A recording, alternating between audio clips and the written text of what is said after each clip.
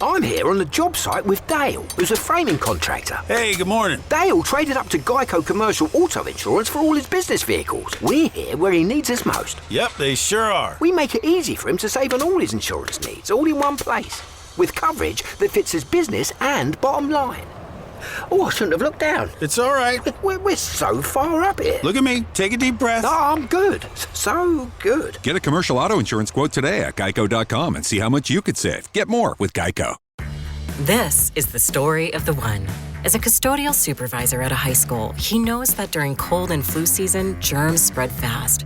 It's why he partners with Grainger to stay fully stocked on the products and supplies he needs, from tissues to disinfectants to floor scrubbers. All so that he can help students, staff, and teachers stay healthy and focused. Call 1-800-GRAINGER, click Grainger.com, or just stop by. Grainger, for the ones who get it done.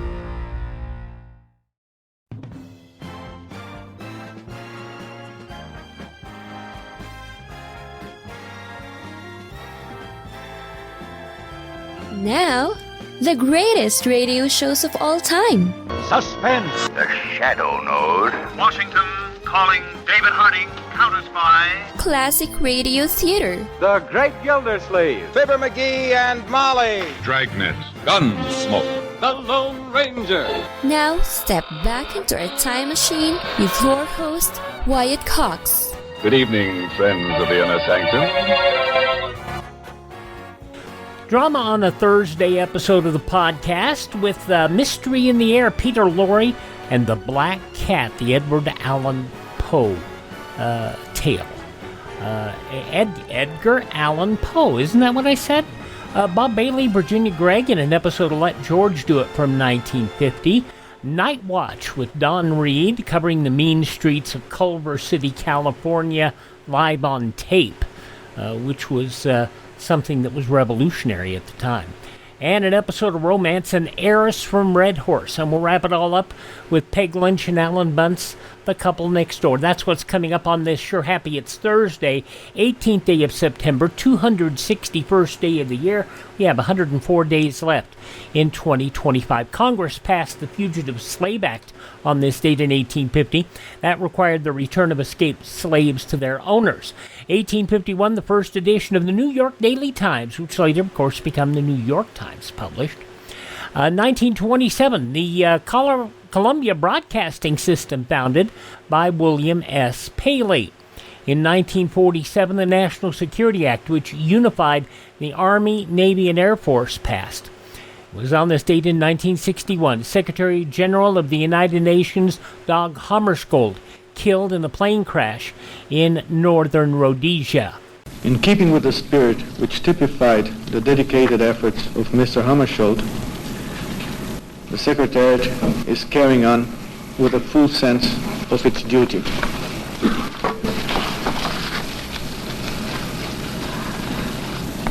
May I add that I am sure I interpret the feeling of all my colleagues and all our fellow workers in this house and wherever the United Nations is at work in the cause of peace, to say that this is a tragic loss for the United Nations, for the cause of peace everywhere, and for humanity. I know that I'm speaking for all of my fellow Americans in expressing our deep sense of shock and loss in the untimely death of the Secretary General of the United Nations, Mr. Dag Hammarskjöld. Dag Hammarskjöld's dedication to the cause of peace, his untiring labors to achieve it, his courage under attack, his willingness to accept all responsibility in trying to strengthen the United Nations and make it a more effective instrument for the aspirations of the hundreds of millions of people around the globe who desire to live out their lives. Those efforts of his are well known. It is tragic and ironical that his death came during a mission he was undertaking in order to bring a ceasefire in Katanga. I am hopeful that the members of the United Nations, recognizing his untiring labors, will attempt in the coming sessions and in the years to come to try to build the United Nations into the effective instrument for peace, which was Dag Hammarskjöld's great ambition.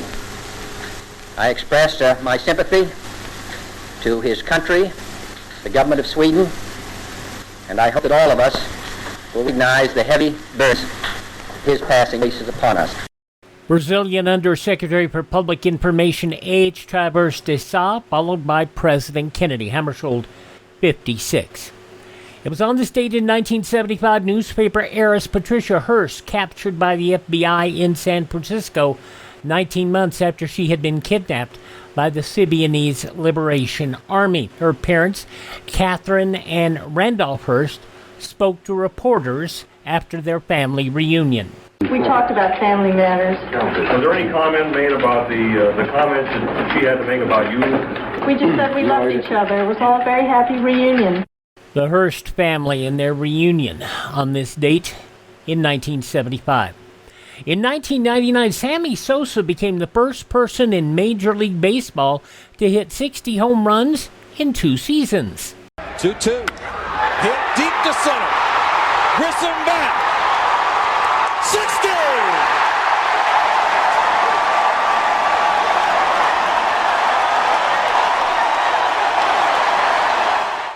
The call from WGN Television, Sosa would repeat the feat in 2001, becoming the only player to have hit 60 or more homers in a single season 3 times.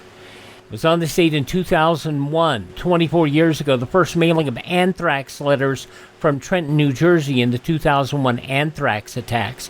And it was 10 years ago today, the EPA said that Volkswagen had intentionally skirted clean air laws by using software that enabled diesel cars to cheat on emission tests. Once we started the test, it didn't take us long to realize that the emission levels for the 2 Volkswagen vehicles were much higher than their certification levels. West Virginia University's Dan Carter, who was among the researchers who uncovered the scam. Among those passing away on this date, apart from Mr. Hammarskjöld, Frank Morgan, fine actor, also actor Francois Tourne, Jimi Hendrix, director Russ Meyer, and Ruth Bader Ginsburg, the Supreme Court Justice. Among those born on this date in history, the wonderful Rochester, Eddie Anderson.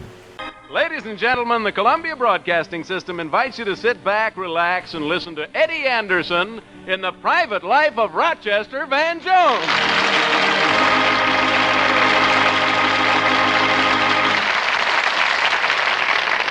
Rochester, you look sad. What's the trouble? I've got a problem. It looks like I'm going to lose my girl, Susie. She's been having dates with another fella. He's making pretty good time with her, huh? Time and a half. And double time on Saturdays, Sundays, and holidays. The thought of having Eddie Anderson have his own show as Rochester was something that could have been amazing. It could have been a great show. But the pilot was horrible. And, you look at all the people in the whole Jack Benny universe that had 2 shows.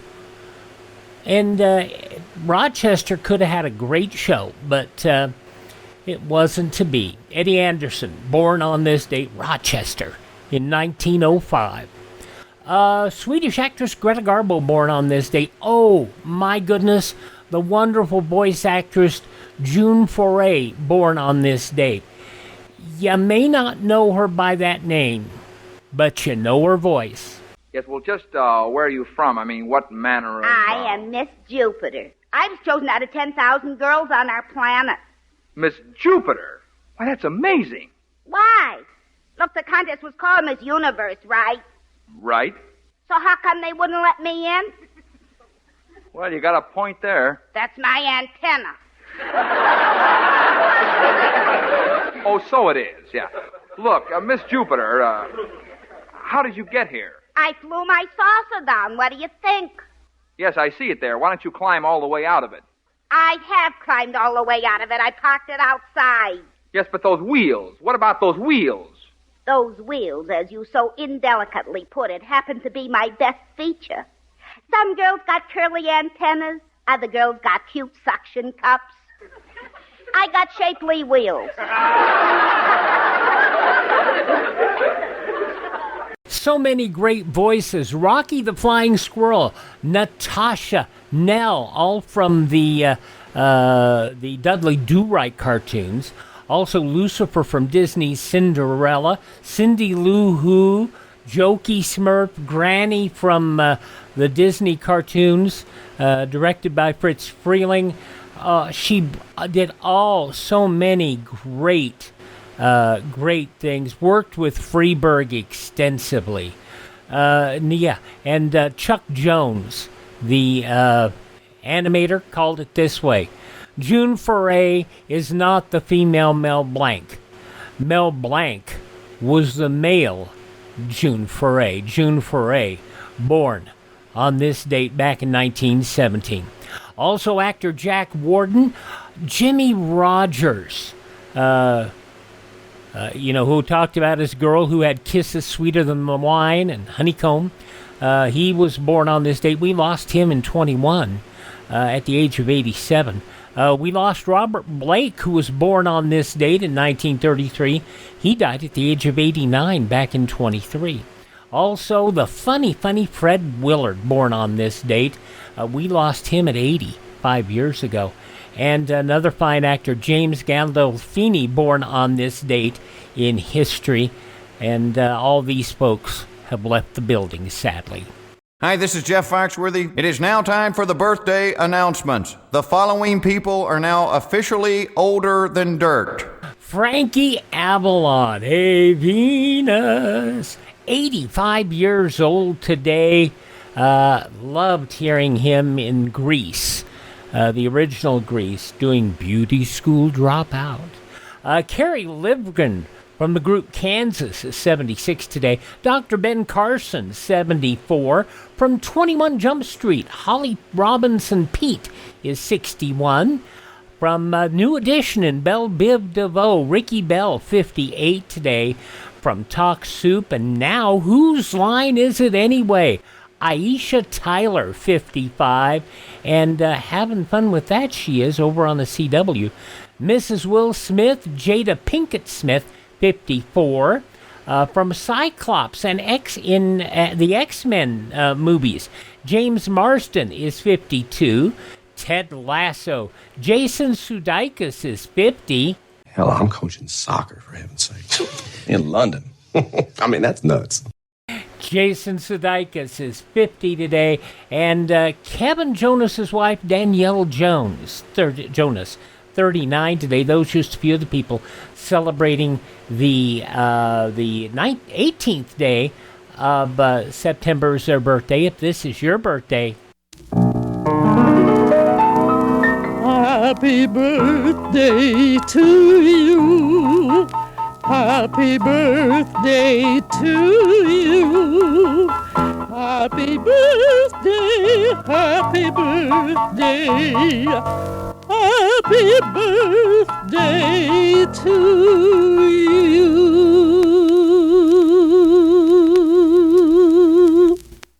And we roll on this Thursday, Classic Radio Theater with Wyatt Cox, with an episode of Mystery in the Air, the summer series that starred Peter Lorre.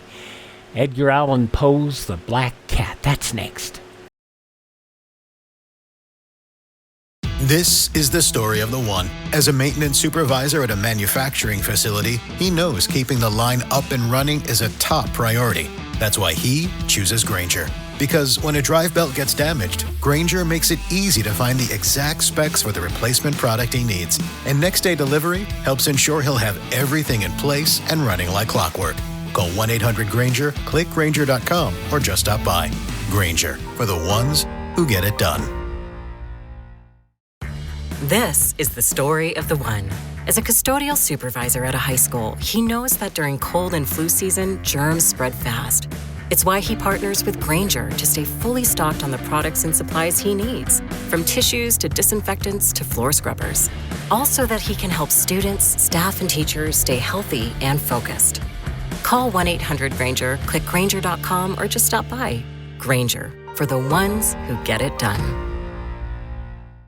Weight loss solutions are not one size fits all. Hers makes it simpler to get started and stick with a weight loss plan, backed by expert-guided online care that puts your weight loss goals first. These include oral medication kits or compounded GLP-1 injections. Through Hers, pricing for oral medication kits start at just $69 a month for a 10-month plan when paid in full up front. No hidden fees, no membership fees. You shouldn't have to go out of your way to feel like yourself. Hers brings expert care straight to you with 100% online access to personalized treatment plans that put your goals first. Reach your weight loss goals with help through Hers. Get started at forhers.com/4u to access affordable, doctor-trusted weight loss plans. That's forhers.com/4u, forhers.com/4u. Paid for by Hims and Hers Health. Weight loss by Hers is not available everywhere. Compounded products are not FDA approved or verified for safety, effectiveness, or quality. Prescription required. Restrictions at forhers.com. Apply.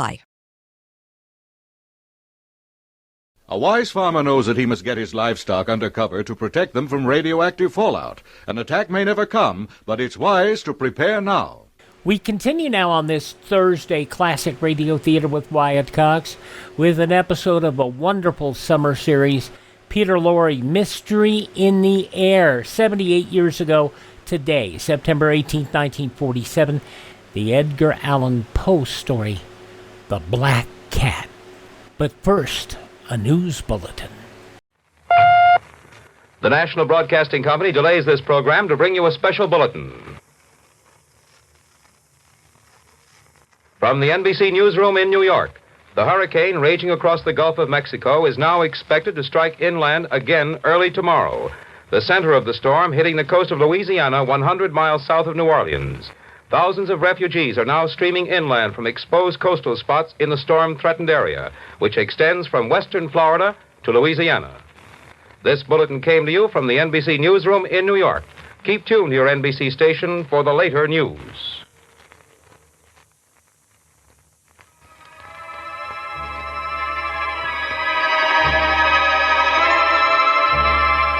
Mystery in the Air, starring Peter Lorre. Presented by Camel Cigarettes.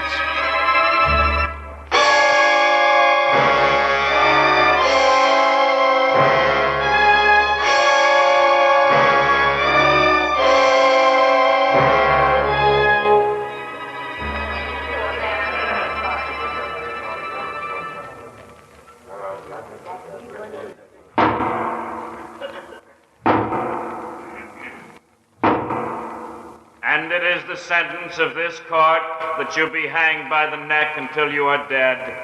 And may God have mercy on your soul.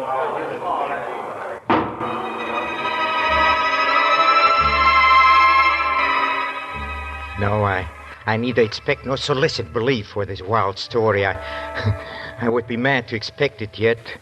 Mad I'm not, and very surely I do not dream. But while there is still time, I don't know why I feel compelled to report a series of mere household events and their consequences. These events have terrified, have tortured, have destroyed me. Perhaps some are more calm, more logical, but certainly far less excitable than I will be able to explain them. I cannot. I can only tell you the facts, and that I have to do today because tomorrow I die.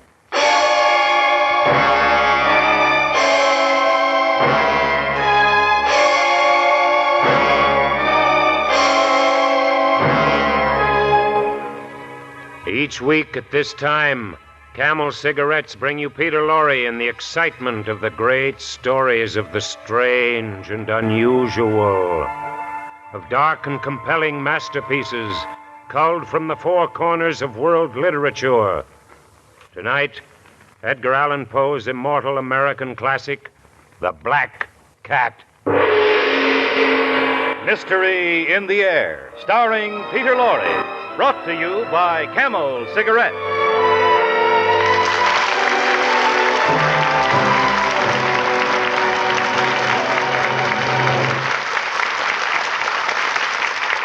Experience is the best teacher. Try a Camel. Let your own experience tell you why more people are smoking Camels than ever before. Give your T-Zone the experience of enjoying a Camel. And see if you don't join the millions of other smokers who say, Camels suit my T-zone to a T. Your T-zone, that's T for taste and T for throat, is your true proving ground for any cigarette. See if Camel's rich, full flavor isn't a delightful experience for your taste. If Camel's cool mildness isn't more than welcome to your throat. Try a Camel.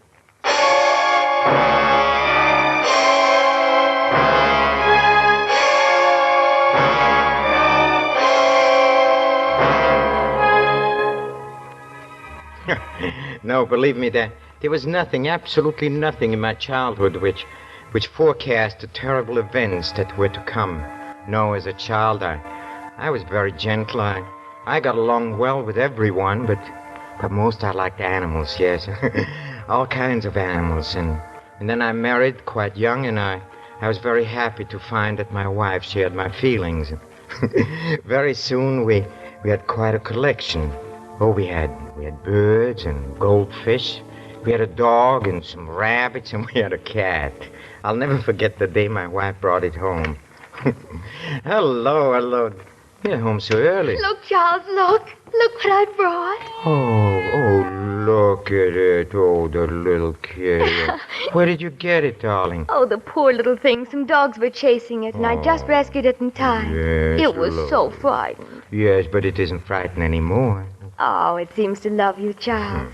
Then that's not strange. All animals do. Yes. Nobody's going to hurt you, kitty. No. How about some milk, huh? Yes.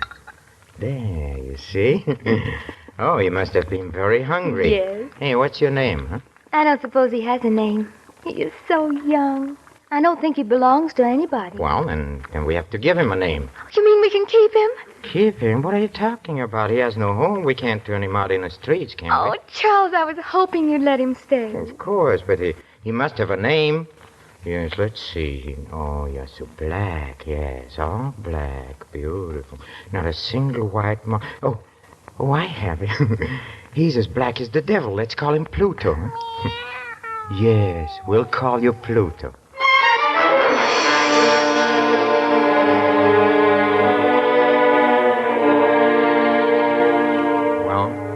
Pluto grew up to be a remarkably beautiful cat, and of all the animals in our house, he became my favorite and my playmate, yes, and until it all changed, yes, and as the years went on, my character suffered a radical change, and everything changed.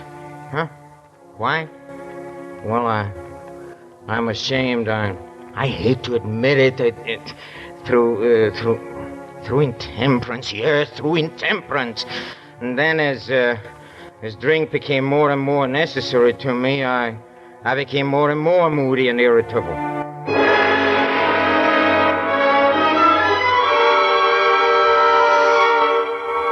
Charles? Where are you going? I don't have to tell you where I'm going. Oh, Charles, what's happening What do you mean, what's happening to me? Well, you never used to go out every night to those vile Please places. stop nagging. Stop it. I go out because I can't stand listening to you. Nag all day long. I don't know what's come over you. There. See? Why don't you learn from Pluto? It's only a cat. He doesn't ask me where I'm going. Yeah, that's right. You never do, no. Come here, Pluto. Yes, I like you. Come here. Be careful, Charles. Don't pick him up like that. I'm Don't, you're not hurting him. I never hurt him. Ow! He bit me. You devil. I'll show you. Don't, Charles, don't. I'll show you, you beast.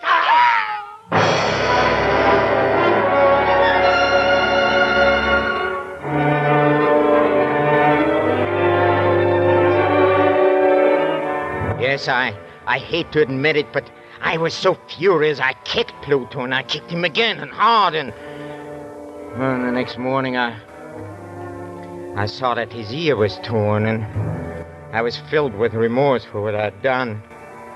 From then on, Pluto ran away in terror whenever I approached, and that in turn made me more and more irritated, and in the end it was sheer perverseness, nothing else, yes. Sheer and unexplainable perverseness that made me do what I did, yeah. I blush to admit it, but one morning I strangled the poor animal. Yeah, I killed it only because I knew that it had loved me and because it had given me no reason for offense. No, I'm offering no excuse. I'm only recounting what happened. Well, in the evening, I went to the inn as usual, and I came home very late, and I fell fast asleep with my clothes on. Then I was awakened suddenly. Hey, what's the matter here? Charles! Charles, wake up! What? Charles! What's the matter? There must be a fire. Yes, I smell smoke. Good heavens! It's our house! Oh! Our house is burning! Come on, darling, come. We'll be trapped. Come on, hurry up. Quick. Oh, the stairs are on fire. Everything. I can't. Don't talk, sweetheart. Perhaps I can get you through the flames. Don't breathe, darling.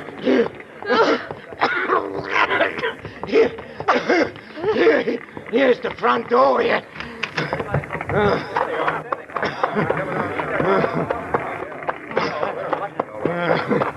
We made it. We're safe. Oh, Charles. Look, our house. Hey, anybody else in there? No. Nobody else. It's just as well. Never could get them out now. Are you the owner? Yes. That was our house. Well, you haven't got much left then. We can't save it now. Stand back, everybody. The roof's going to fall in. Stand back. Get back. There it goes.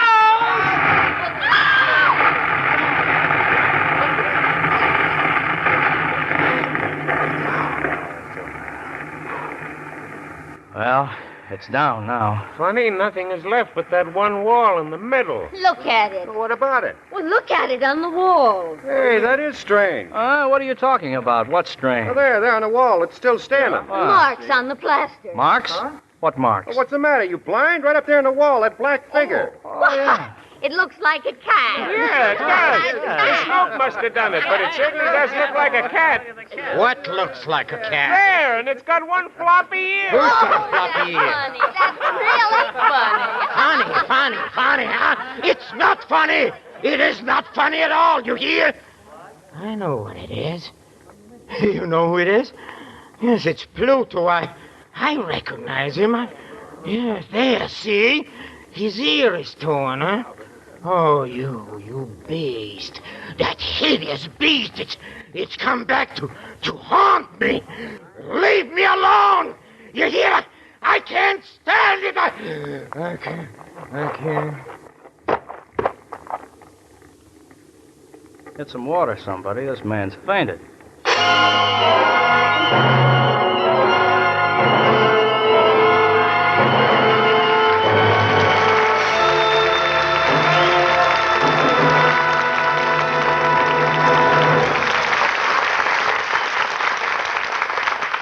Moments, Mr. Peter Lorre will bring us the climax of tonight's Mystery in the Air when Camels present Act 2 of The Black Cat.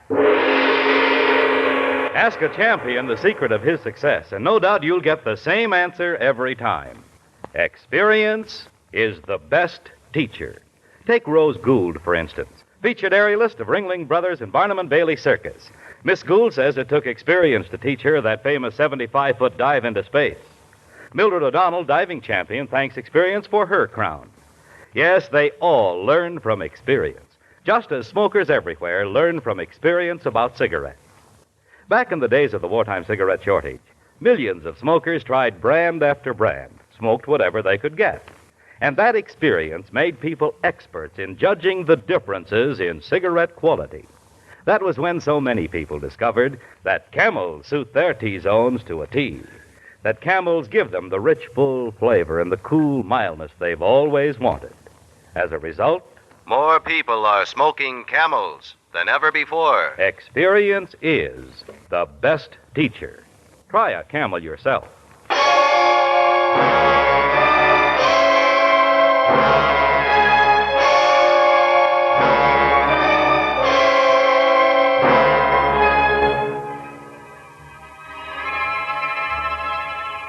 The black cat is dead, killed by its master. The house is burned to the ground, with everything in it completely destroyed. Now the scene is the almost deserted, candlelit tap room of a local inn. Don't you think you'd better go on home, sir? It's getting late. Home, huh? You should see the terrible place where we're living now. Yeah.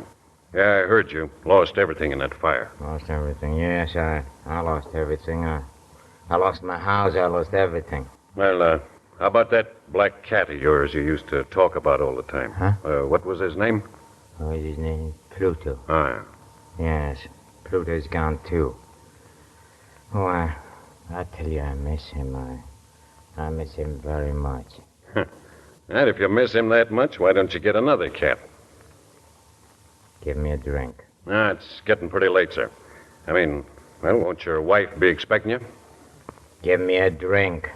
Yes, sir. I'll have to fetch another bottle. Why don't I get another cat, huh? That's what you said. Well, why don't I? No reason I shouldn't.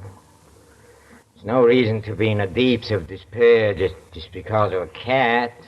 If I get another cat, maybe I'll be able to forget her. What's that? Oh, there's a cat now. Yes, it's sitting on top of the table. Black cat, huh? That's strange. I've been staring at that table for 5 minutes. I could swear there was no cat on it. Anyway, where did you come from, huh? Oh, you're a beautiful cat, yes. You're just as black as Pluto. Yeah, except you got a splotch of white on your chest. Yeah. That's right, yeah. Oh, yes, come sit on my lap, huh? Oh, yeah. Kitty, yes, you're a nice kitty. Oh, you're a nice cat. Yeah. Here you are, sir. Where did this cat come from? Cat? Oh, yeah. Yeah, a big one, isn't he? I don't know where it came from, or how it got in either, for that matter. Never seen it around here before. Don't know who it belongs to? No. As far as I'm concerned, it belongs to you if you want it. Can't keep it here. My wife doesn't like cats, especially black ones. Black cats, huh? How stupid. Yeah. Say, I want it. Yes, I want it very much. I'll take it home with me right now.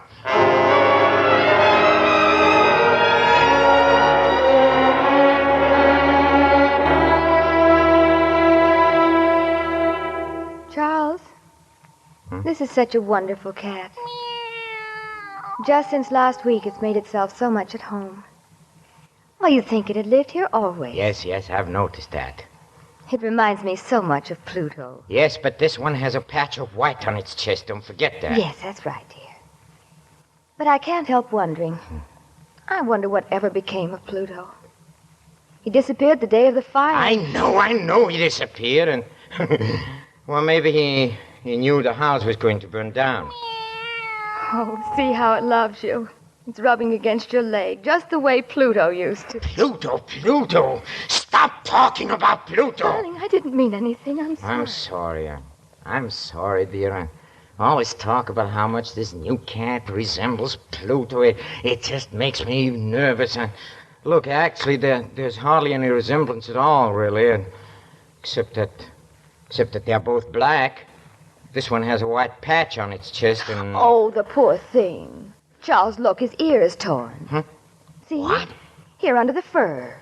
Oh, I never noticed that before. Neither did I. Why, it's just the way Pluto's... I mean... Go ahead, say it. It's torn, yes. Just the way Pluto's ear was torn when I kicked him, huh? That's it, isn't it? Well, he must have been in a fight or something. But it's curious we didn't notice Curious, huh? You have no idea how curious it is. No idea. Get that cat out of my sight. Charles, you're mad. Get it out. How can you act that way about a poor, dumb animal? Take it Especially out one of that loved here. you so much. Oh, now you frightened it, dear. Away from me, you hear me? The way you talk, anybody'd think you don't even like the poor Like cat. it, huh? Like it. I hate it. I tell you, I hate it. I hate it. I hate it!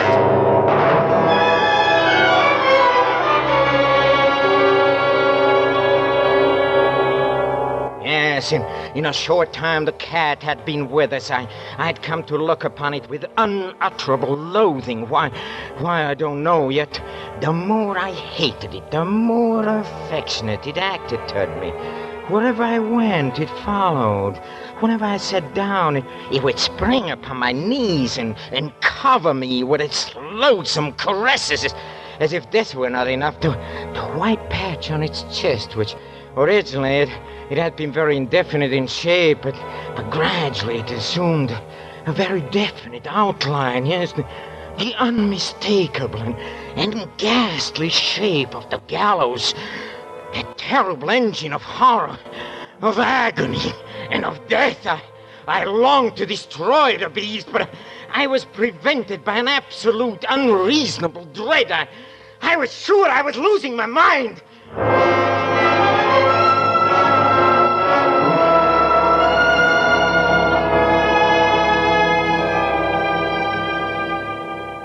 Charles, are you going out again? Yes, I'm going out. I don't know when I'll be back. Oh. Before you go, do you suppose you... Why, what is it? Will you help me bring up some wood from the cellar? Why do you always want more wood? The house is cold. You know I haven't been feeling well. I'm not strong enough to carry it myself. Strong enough. All right, come on, I'll help you. You might have thought of this before. Look out! What? Oh, that's Cat. That's that beast again. It's always under my feet. It tried to trip me on the stairs. Oh, no, I'm sure it did. I'll get rid of that beast once and for all. I'll get... Charles! Put down that crowbar. Get out of my way. No, stop. I say get out of my way. Let go of my arm. Please, Charles, you let don't go know what of you're my doing. arm. Are you going to let go? Oh, please. I said let go. Oh. Why didn't you let me go?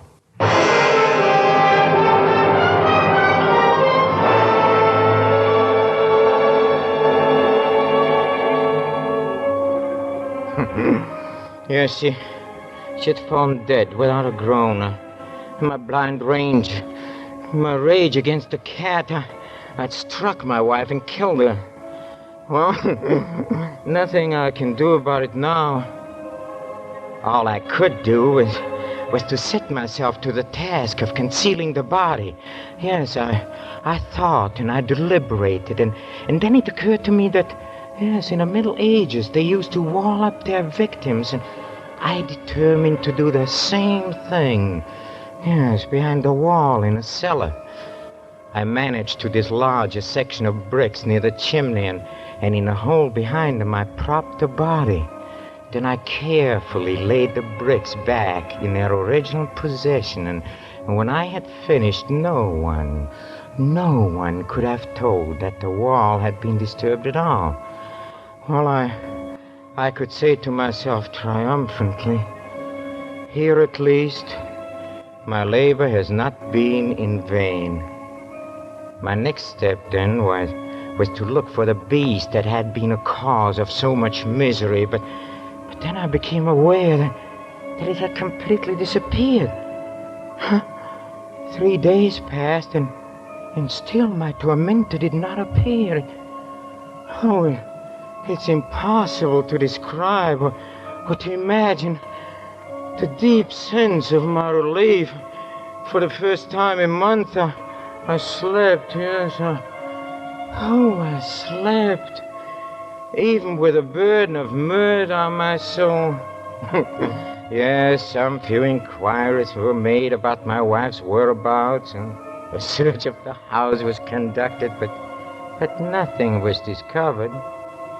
Oh, I finally could look upon my future secure.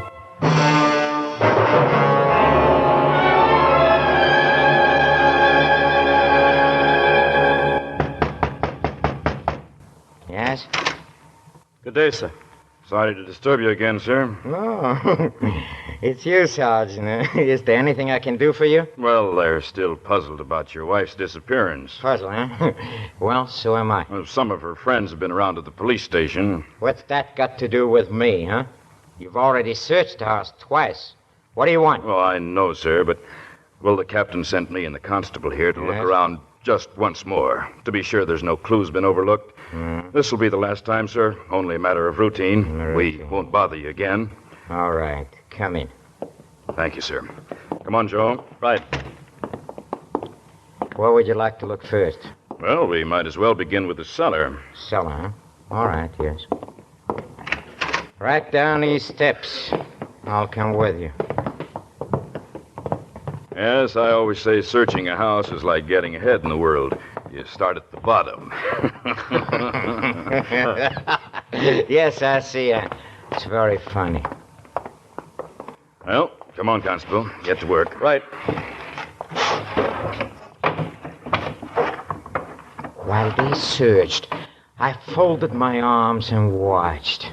As before, they discovered nothing, but as they were about to depart, the glee in my heart was too strong to be restrained.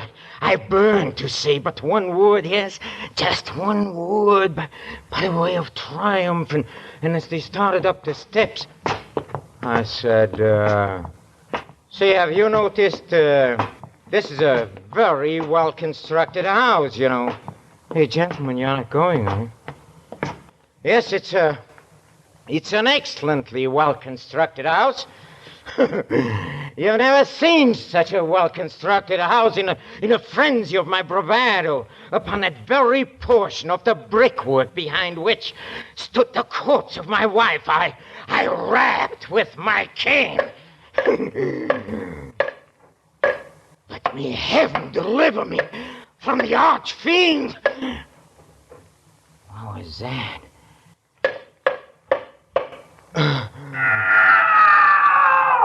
Mother of mercy, what was that? Wind, probably. Wind? That's not the wind. It came when you hit this wall here. Whatever it is, it's behind these bricks, Sarge. Yeah. Here, take this crowbar and knock that wall down. Right. Wait a minute, you... Keep quiet, you can't do this. Wait a minute. Where are you going? Upstairs. You stay right here. Hey, this is new plaster. It hasn't even had time to set yet. Ah, pull it down. Right.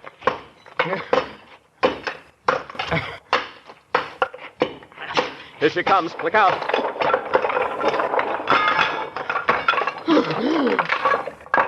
Oh. There's what we're looking for, all right. His wife's body. What's that horrible-looking thing sitting on her head? It's the cat. How did that cat get in there? I know how it got in there. Yes, I know. I must have walled it up in a tomb, and I never knew it, no. Look at that red mouth. Those burning eyes. You hideous, you beast, you monster, you are the devil. You made me a murderer. Now for 3 days you've been in there, waiting to send me to the gallows. Well, the hangman will get me. Yes, I hope you're satisfied. I hope you're satisfied.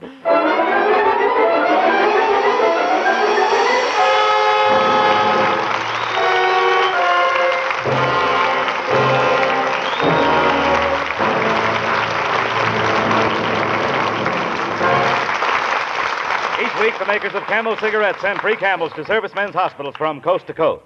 This week, the Camels go to Veterans Hospital, Tuscaloosa, Alabama, U.S. Army McCornack General Hospital, Pasadena, California, U.S. Naval Hospital, Houston, Texas, U.S. Marine Hospital, Baltimore, Maryland, and Veterans Hospital, Dayton, Ohio.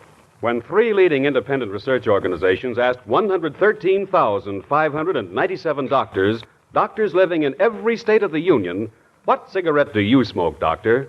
The brand named most was Camel. According to a nationwide survey, more doctors smoke Camels than any other cigarette.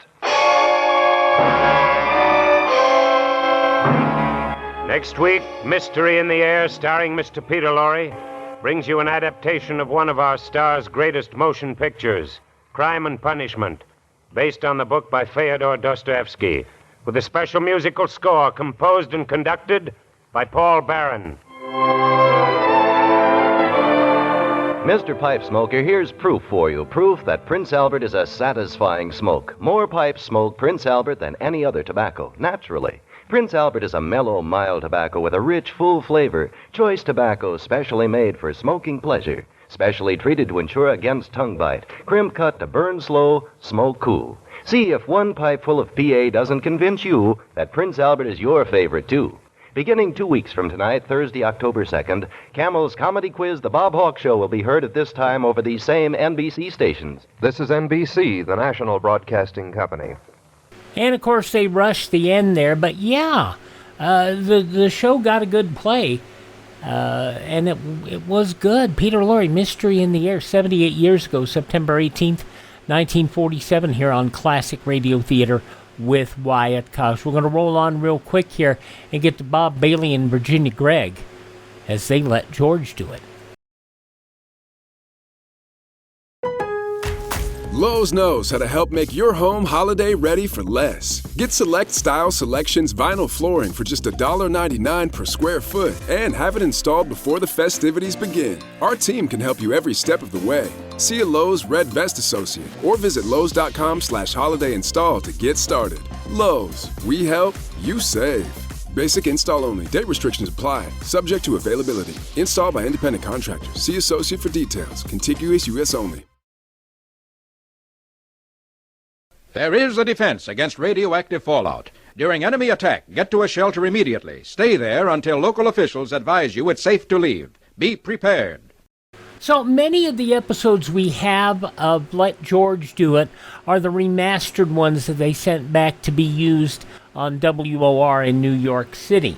But what you're going to hear today is an original transcription of the standard oil version of the show as it aired on the Mutual Don Lee Network in the west coast of the United States. This goes back 75 years, September 18th, 1950. Bob Bailey, Virginia Gregg, Let George Do It. Personal notice, danger's my stock and trade. If the job's too tough for you to handle, you got a job for me, George Valentine. Write full details.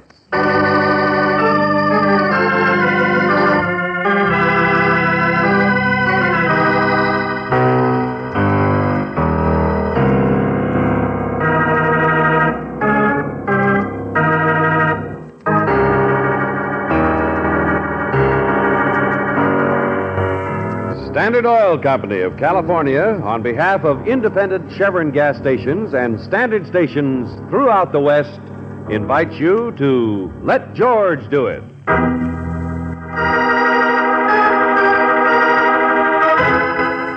Cover for an hour. Another adventure of George Valentine.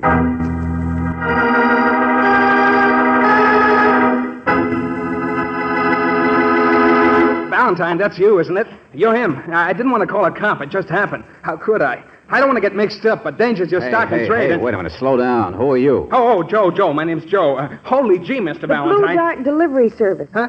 Oh, the hat. Yeah, that's me. My name's Joe. You said that. Sit down and... but it's my job, too. That's the trouble. I'll get fired if the boss knows I'm not doing what I'm supposed to do. Man's gonna be slaughtered, I tell you, beaten up. Stop it, will you? Sit down. No, I can't. I'm in this ticket agency to pick up a delivery for across town, see? And I overheard this guy behind me. Hey, is this clock right? Is it 12 o'clock, really? Yes, of course. And stop waving that envelope. This hasn't got anything to do with it. That's just a delivery. You come with me, Valentine. I'll tell you all about it. For the last time, Buster, will you? I'll get fired, I tell you. It'll take me an hour to get back. And this guy's going to get beaten up any minute. My girl, she's understanding, Look, will you just tell me what happened? Well, this guy's behind me. There isn't anybody. It's lunchtime, see? Oh, look, lady, could you possibly... I know it's asking a lot, but... Here. Give me that. My girl says I just got to keep this job. Gee, thanks, lady. Boy, a guy in my position gets himself into all kinds... Take it easy, will you? She'll deliver it for you. Only start making sense. Huh? Take a deep breath. Relax. Oh, yeah, sure. Get myself collected. Yeah, that's right. Now, you were saying you heard somebody's going to get beaten up. Huh? Oh, yeah. Mr. Valentine, you are.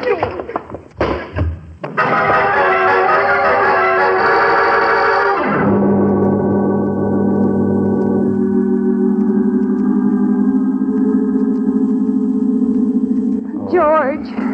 Oh, George, can't you hear me? I'd better get the rest of this tape off of him, Miss Brooks. Oh, George, what happened? Yeah. Darling. Here, get up in the chair. You wouldn't ask a flat tire what happened, would you? What? But you were tied up. You were in the closet. Here, drink this water, Mr. Valentine. George, this is Mr. Varney. How do you do? He just moved into the office down the hall. He helped me get the door open. Varney. Hey, you see anybody? You mean in here? Yeah. Well, that delivery boy, I bumped into him in the hall. Miss Brooks told me about him, but I didn't think anything. What kind of a building is this, anyway? George, he must have just done this to you and then run. The boy. Let's call him a man. In fact, call him several other things. Why? Why? Would you tell me that? What was he after? I don't know, George. Nothing's been touched. Oh, yeah, that's what you think. But it hasn't. Your desk, the files, nothing. Oh, now, wait a minute. A guy just doesn't walk in. Sure, George. The furniture's all in place. He didn't pry into anything. What about the mail? Case is pending. Nothing except bills this morning, and there aren't any cases. You mean this man just came in and beat you up and tucked you in the closet and left? What kind of a building is this? Oh, what? Look, thanks a lot for helping out, friend. Well, sure, but if I were you, I'd take out insurance. Thank you, Mr. Varney. Oh. Hey, didn't he notice anybody else come in here besides that Joe? No, George. Neither did the janitor. So it must have just happened because somebody bears you a grudge or... Well, and why did he tie me up and take me in the closet? Now you better guess again. Oh, hey, wait a minute. 1:15? Mm-hmm. I noticed it was just 1 o'clock when I came back. An hour. Joe was up here at 12. Oh, brother, we've got a case now, all right. Only what is it? 1 hour missing, Brooksy. And who used it for what?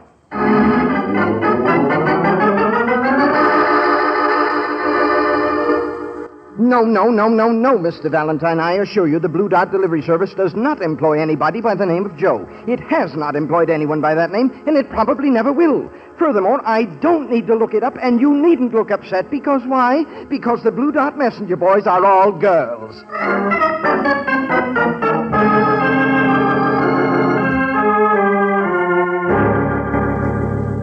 Hey, Brooksy, what about that envelope you delivered for Joe? George, it was just an ordinary... Well, where'd you take it? The other side of town. 306 Surety Trust Building. Whose office? Well, it looked very nice, George.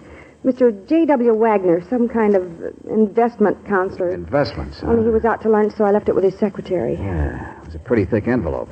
Could have been papers or letters, maybe. Her money. But what do you think... Angel, when a phony like that Joe wants somebody else to make a delivery for him, what's the first thing you think of? Blackmail? Uh-huh.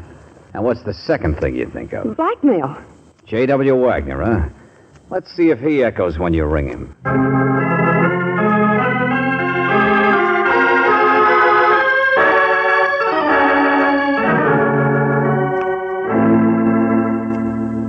My dear Mr. Valentine, what kind of a case is this that you're investigating? Look, let's not embarrass each other, Mr. Wagner. You see, I've never heard of this Joe person you describe. He's not my sort of client at all. The envelope did have your name and address on it. Of course, my dear. And we'll go into that. Look, Mr. Wagner, tell me about your business. It doesn't seem to surprise you to have an envelope like this from somebody you never heard of. I often have deliveries, bonds, that sort of thing. But it doesn't show a return address, does it? Okay, you have wealthy clients. You handle all kinds of things for them. Well, for myself, too. I can afford a few hobbies. I'm not poor. Not slow, either. I couldn't be tricked into telling you anything that's confidential. Investments are. Would you call blackmail an investment or a hobby? Mr. Valentine, I wouldn't show any connection with this thing no matter how long you stole. But for heaven's sake, open it, will you? George, wait. I assure you I haven't even had a chance to open it myself. I know it's the same envelope, George. I dropped it getting out of the car. There's the spot I got on it. Uh-huh. Well, the seal's not broken either. It hasn't been tampered with. All right, so it's the same envelope. Now, will you two open... Okay, friend, okay. The same one, all right, so here goes. Paper. Just blank paper. Now, what in the name... That does it. First, it's a blank hour you complain of. Now it's blank paper. Good day, Mr. Valentine.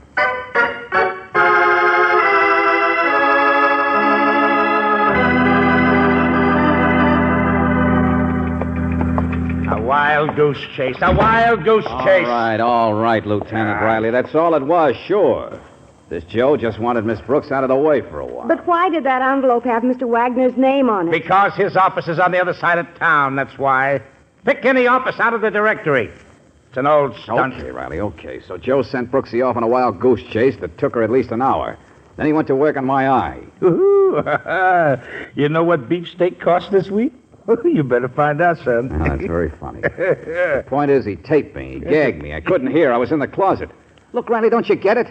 Whatever happened during that hour, whatever Joe did it for, happened in my office. Thought you said nothing was touched. It wasn't. And we went over it with a fine-tooth comb. Then what do you come to me for, asking me Riley, listen, please.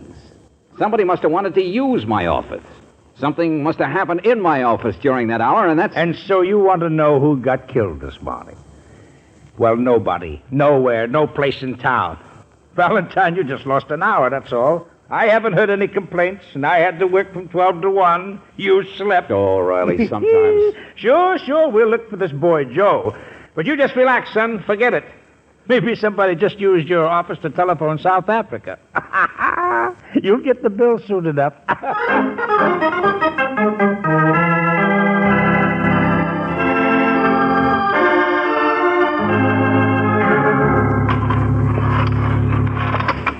George, when we get in the office, I'll call and get something for that eye. I want to get something for both of them. I'm going to go through this place with a magnifying glass, and I'm going to... You hear that? Our office. Oh, Miss Brooks. Hey, what in the world are you... It is you, isn't it? I saw you from the door, the glass. What are you doing in there? Who are you? Oh, and gosh, kid, he told me you were sick. What? I'm Sue, public stenographer. You know, down at the corner. Oh, I've seen you lots of times, honey, eating lunch at the drugstore. Yeah, I guess so. Now pull yourself together. Well, he said I was to take letters. I went in, and there was a letter from somebody's Aunt Nellie. Letters? Aunt Nellie? Well, I mean, he wasn't there, only there it was on the desk. Well, I thought it was kind of funny because his wallet was right beside it, Hey, too. come on. So, I mean, I didn't see him then, at Hey, least... look, the joint's been torn apart. Oh, I know. Gee, it looks awful. Oh, honey, listen to me. I just got this call. You see, only a few minutes What ago. call? From whom? Clear it up, will you, Sue? Can't you Well, be he a little... said you were sick. I told you. He needed a stenographer. Who did? The one whose wallet... Oh, honey, hang on to yourself. He's good looking, too, like the picture in the wallet. Oh, look out there, mister. It's behind the... That's a man. On the floor. George, don't go any closer, honey. Don't. It's him. Never saw him before.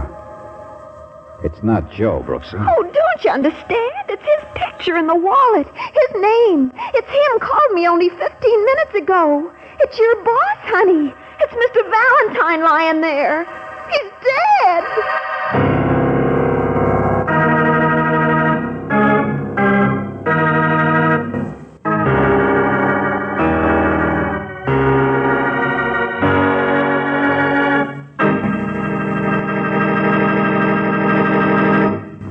We'll return to tonight's adventure of George Valentine in just a moment. Every day in the week, you'll notice more and more motorists stopping at independent Chevron gas stations and standard stations. Of course, for that's where you get Chevron Supreme, the gasoline that makes your car run smoother and more powerfully than ever before. And that's because Chevron Supreme is super refined to prevent power-robbing gum from forming in your car's engine. Most raw gasolines contain impurities that form gum. The only way to get rid of the impurities is to refine them out. Chevron Supreme is super refined to stop engine sticking gum and to give your car all the extra power it can handle. That's why motorists say Chevron Supreme gives them that new car feeling. Try it in your car tomorrow. Enjoy full mileage in the kind of driving you do. Get super refined Chevron Supreme at standard stations and independent Chevron gas stations. Here you can be sure of quality products and top service. Clean restrooms, for example. And here's where they say, and mean, we take better care of your car.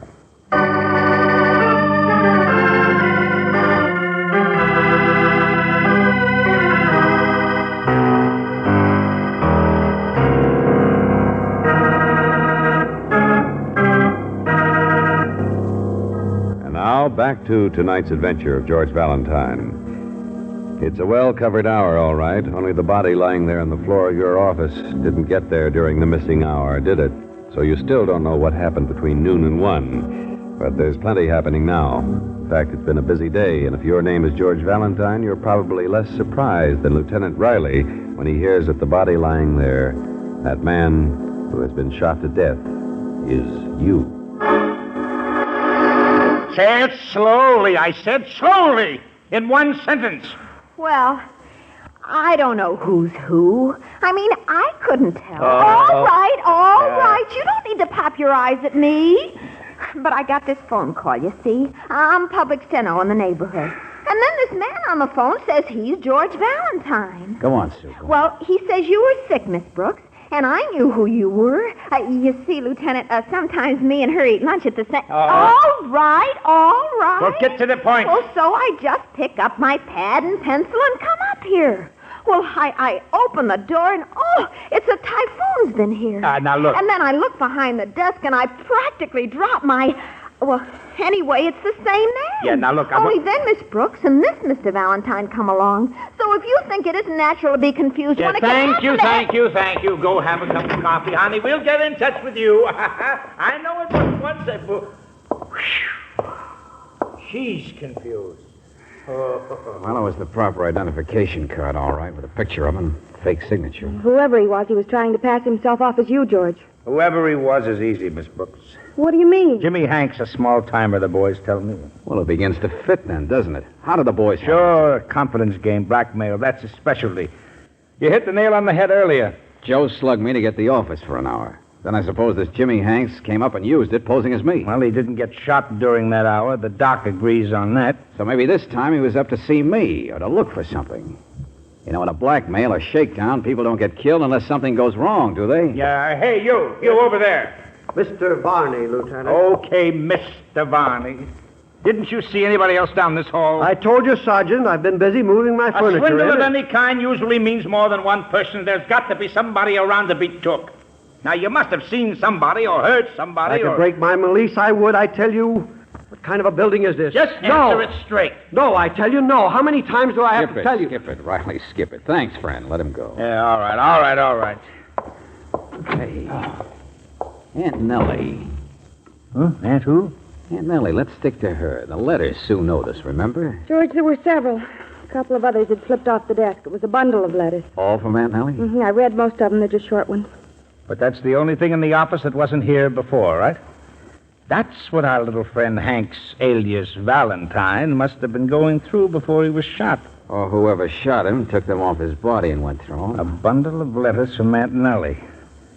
Yeah, blackmail? George, I think there may be what went wrong. What do you mean, Angel? Well, suppose it was a blackmail case or a shakedown or something, and the important thing was some letters. Yeah? I mean, somebody killed Jimmy Hanks and then ransacked this office, obviously, and didn't take the letters. Supposing that they were the wrong ones. That's right. That's what went wrong. Somebody had switched letters or palmed off the wrong ones on somebody. Wait a minute. Because they're nothing. Just notes about a garden and recipes from an Aunt Nellie, some lady who lives in Honolulu. Let me see those and letters. They're not important to anybody. They can't be. Miss Brooks, sometimes it takes an expert... Lieutenant, look at the envelope. Who's going to blackmail anybody with letters dated 1851? Huh? All right, come on, get in. Hey, what's going on out there? Sergeant, what's the matter out there? I'm not resisting. You can't make me resist. I know my rights. Joe! They picked him up spending money like confetti, Lieutenant. I was not. I was just... brother, let me handle this guy. Oh, now take it easy, Mr. Valentine. I didn't hit you very hard. I tried not to. No, Buster, not half as hard as... Wait a minute. I taped you up comfortable, didn't I? Delivery boy, huh? Oh, that was just an act. Only job I had in weeks. I'm an actor, see? And... You're a what? Sure, that's what I am. Used to wrestle on television. Now listen to me. I did it just for $100, that's all. If I'd have known what kind of job it was going to be, You'd asked for more, I know. What kind of a job was it? Just what I did. Shakedown. Some kind of shakedown, I guess. How do you know? You're a hired hand. Who hired you? He did. What? Him. The one lying there. I don't know anything. He could tell you all right. If he wasn't so dead. That does it. Checkmate.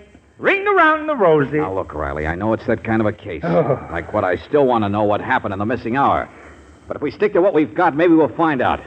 Now, look at these other ones. This other envelope, Brooksy. It's just a wrapper, that's all. One of Aunt Nellie's letters was in it. All of them must have been in it. To carry the letter, sure. But look at the coat of arms, Riley. Yeah? There wasn't a new Cosmopolitan Hotel in 1851, was there? What's that? But there is now. Right here in town, right around the corner, the new Cosmopolitan. Here. Room 714. Yeah, give me that phone.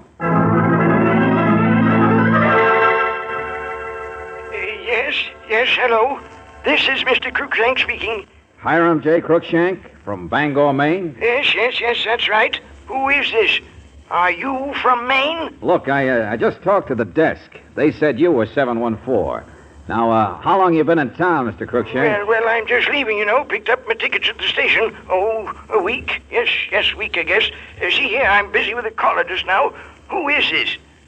Well, look, this is George Valentine speaking. Who?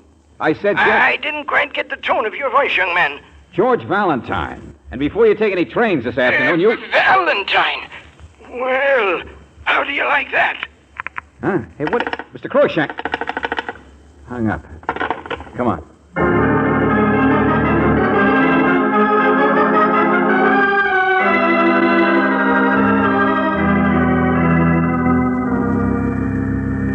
Oh, no, sir. Mr. Cruikshank hasn't checked out yet. I'd know because he raises a fuss every time he turns around.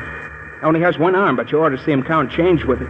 Nearsighted, but you ought to see him add a bill over your shoulder. Is Cruikshank's a tightwad? Oh, no. Only expect 6 or 7 cents out of a nickel. Bellboy's delight. Here in town to make some kind of a deal, they say. Yeah, what else do they say? Down to the right now. Here to sell something. Did it this morning. Came in looking like he swallowed the mint. So Cruikshank's here to sell something and did. George, the letters, he must be the one who... Excuse me, this is it. Now watch this. Callers, he'll say. Someone from Maine? Then who are they? What do they want? Man has to watch himself in this part of the country, he'll say. Man has to be careful how he... Yeah. Man has to be careful, all right. Dead. Slugged from behind with a lamp, I guess. Deader than George, Kelsey. I've seen him before, I have.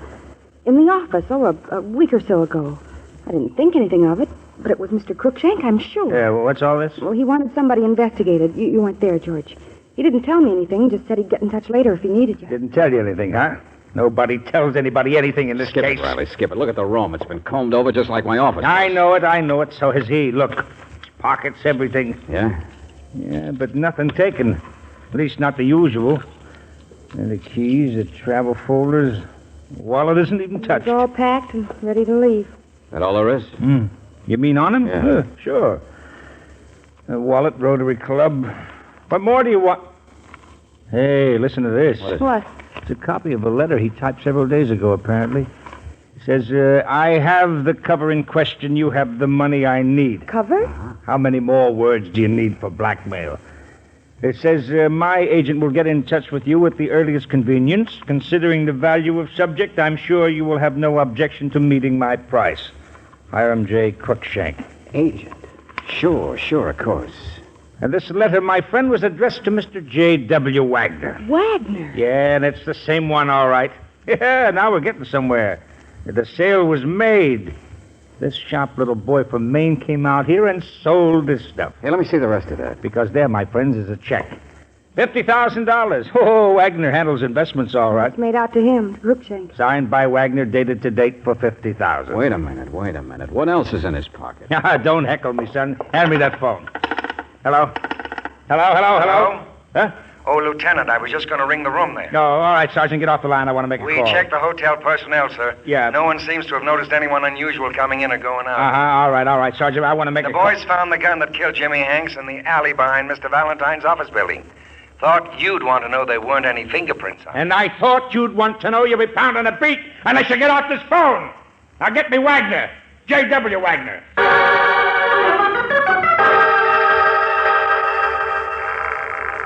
Yeah, investments. Oh, sure. The kind of clients he has. Riley, will you stop going crazy? Just give me that stuff in your hand. The keys, travel folder, the check, the letter. Now, wait a minute. Where you going? To put your jigsaw together. There's one thing missing. What? But he don't answer. This guy... Of course he doesn't answer. Come on, Angel. We're going to catch a train.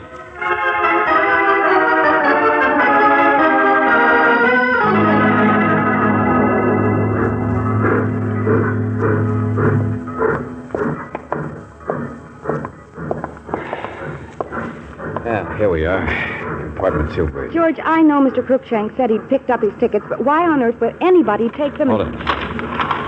There, it's empty. Of course it's empty. Now the light's on, fans on, blind pulled up. Well, sit down, Angel. Relax. Now the train's already moving. All this time, I've been trying to figure what happened in our office during that hour that was missing. It wasn't that at all, was it? Joe's slugging was just to keep me out of the way for a while. It was what you did that was important, Brooksy. What he got you to do. Oh, Sue! Come in. Come in, Sue. Shut the door. I didn't expect I know. Surprise. Mr. Valentine? I guess the gun could have gotten in the alley by your tossing it out the window of my office, couldn't it? What? Jimmy Hanks. You killed him. We got there just after it happened. And you pulled a fast story to cover. What? Miss Brooks, you seen me eating lunch? We're practically friends. Explain to him what happened. One-armed men don't type professional-looking letters, Sue. Well, Okay, now let's stick to Jimmy. What was he, a partner, boyfriend? Confidence game expert you called in when you thought you'd stumbled into a good pitch? No. Because that's what happened, isn't it? No. Crookshank called you to write a letter. That one to Wagner. And you got all excited and went to work, called in Jimmy. Then when Riley let you go today, you had to go out and kill Crookshank, didn't you? He's the only one who could have tied you up in all this. Sure. Hotel personnel didn't notice her. A public stenographer's nothing unusual around there. Yeah, that's right, Brooksy. Oh, no, you don't, sister. He double-crossed me. I had to, but it was his gun. Stop it. Let go of me. Yeah, now that's better, lady. Crookshank was a blackmailer. You seen that letter, you know what I mean. Of course, I got big ideas. He was in town to sell a bundle of letters to a big shot. You know, one of them boys with hobbies on the side, J.W. Wagner. And when I got an inkling how much money he might pay... What did you and Jimmy intend to do? Well, Crookshank wanted Wagner investigated. Make sure he had money. Went up to hire Mr. Valentine, but he wasn't in. Last week in the office, of course. Well, he'd seen you, Miss Brooks, and I knew who you were, but he'd never seen Mr. Valentine. He just pretended Jimmy was you. So he investigated Wagner and wrote a phony check. Yeah, $50,000. How to swindle a swindler. Sure, we wanted to get a hold of them letters. So you could hold up Wagner later on yourself. We were so smart. Crookshank fell for it, we thought. He took the check, but worried if Wagner would get the letters all right. That's all Jimmy hired Joe for. To get Brooksy to run a dummy envelope over to Wagner's office? Yeah, Jimmy got Crookshank to phone Wagner's office. The secretary said, sure, Miss Brooks delivered the package all right. We wanted our amateur blackmailer to leave town happy. We wanted time to shake down Wagner ourselves. What went wrong? You completed the deal. You got the letters. That's when Jimmy turned on me. Tried to make me believe the amateur wasn't so amateurish. We gave Crookshank a phony check. He gave us phony letters. They weren't blackmail letters at all, he said. Nothing but stuff from Aunt Nellie, he said. Jimmy thought you were mixed up in the double cross. So you had a big fight in my office, and he ended up dead. And then you tore the place apart. And I just telephoned Crookshank, and he was probably pumping you full of questions, and you killed him. Yes, stop it, will you stop it? You thought you were out swindling a swindler. You thought you were broke and had to swipe a train ticket. When all along you had a $50,000 investment in your hands. What'd you say? Yeah, that's right. A cover, Sue, is something that collectors buy. It's an envelope with a valuable stamp on it.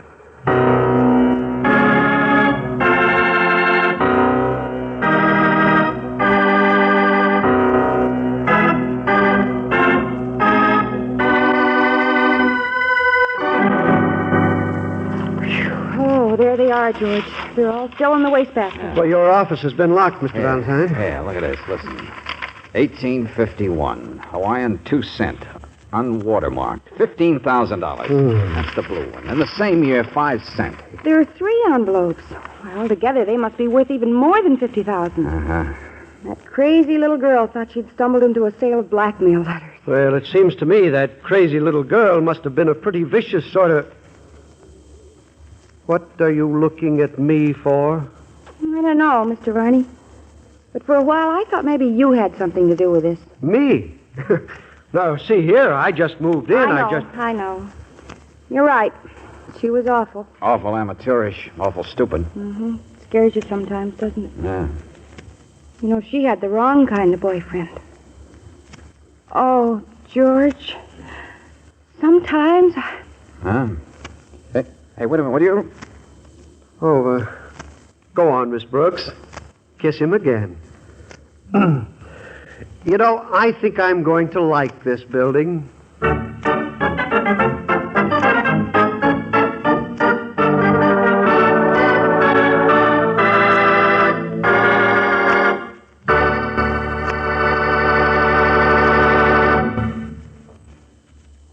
You're driving along the highway and everything's fine. You don't need gasoline and you don't need oil, but you would like to stop at a service station where you could be pretty certain of finding a clean restroom and where you'd be welcome without feeling you had to buy something. Well, you shouldn't have to go far. What you're looking for is an independent Chevron gas station or a standard station. And wherever you drive in the West, you're never far from one of these. Here, the restrooms are cleaned thoroughly, inspected often, kept well supplied with soap and towels, and you're welcome to use them any time. So keep this in mind next time you go for a drive. For a clean restroom and a friendly welcome, it's a standard station or an independent Chevron gas station. Here, too, you can be sure of getting quality products like Chevron Supreme gasoline and top service. For here's where they say and mean, we take better care of your car.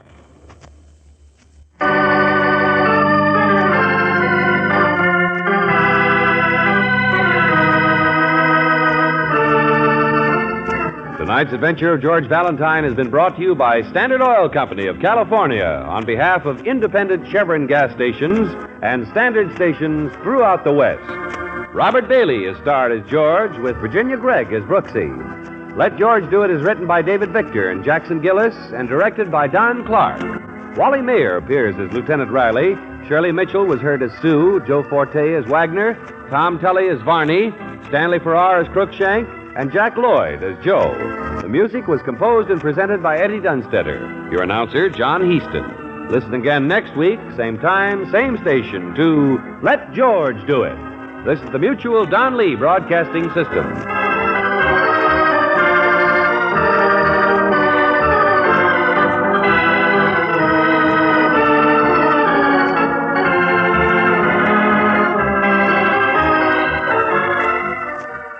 And 75 years ago, September 18th, 1950, Let George Do It on Classic Radio Theater with Wyatt Cox.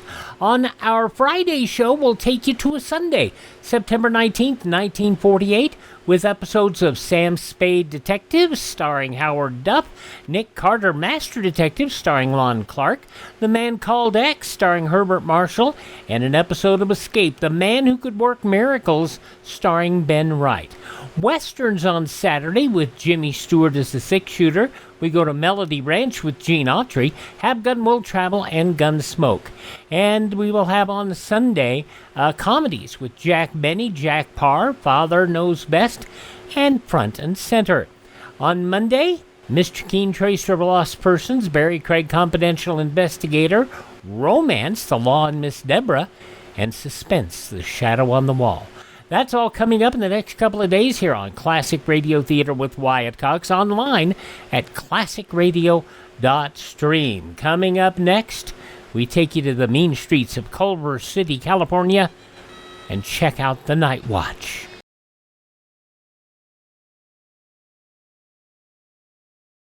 Government officials suggest that every family store a 2-week emergency food and water supply in case of attack. Choose canned or dried foods that can be eaten without cooking. I know some of you are wondering, why am I not talking too much today? I talked so much yesterday, I'm all talked out. Actually, I'm not really, but I want to get a little better rhythm going today on the show. And we are going to hear up next the show that broke ground, just like Cops, that took you live in police cars across the nation, or not live, but, now some of the shows are live, but took you in police cars across the nation, and you saw real events happening. This was real audio from police cars in Culver City, California. And what you're going to hear here, Donn Reed, Night Watch, and he was a real reporter in Southern California. This is from 71 years ago, September 18th, 1954. For information at this time, frequency clear, KMA 394. 5-6 to 1. 5-6, go ahead. 5-6, reporting in service, starting mileage 9387, 9387. 10-4, 6:08 p.m., Unit 5-6, starting night watch. This is Donn Reed, a police recorder. Right now, you're riding in Detective Unit 5-6. And that was Sergeant Ron Perkins just reporting in service on the night watch. While you're riding with us tonight, remember, The people you hear are not actors. This is it. This is real. This is Night Watch. Night Watch, the actual on-the-scene report of your police force in action. There are no actors, no script. Every voice, every sound is authentic. The investigations are recorded as they actually occur. Night Watch, presented with the cooperation of the Police Department of Culver City, California, W.N. Hildebrand, Chief. We switch you now to Detective Unit 5-6, somewhere in the field, and Police Recorder Donn Reed.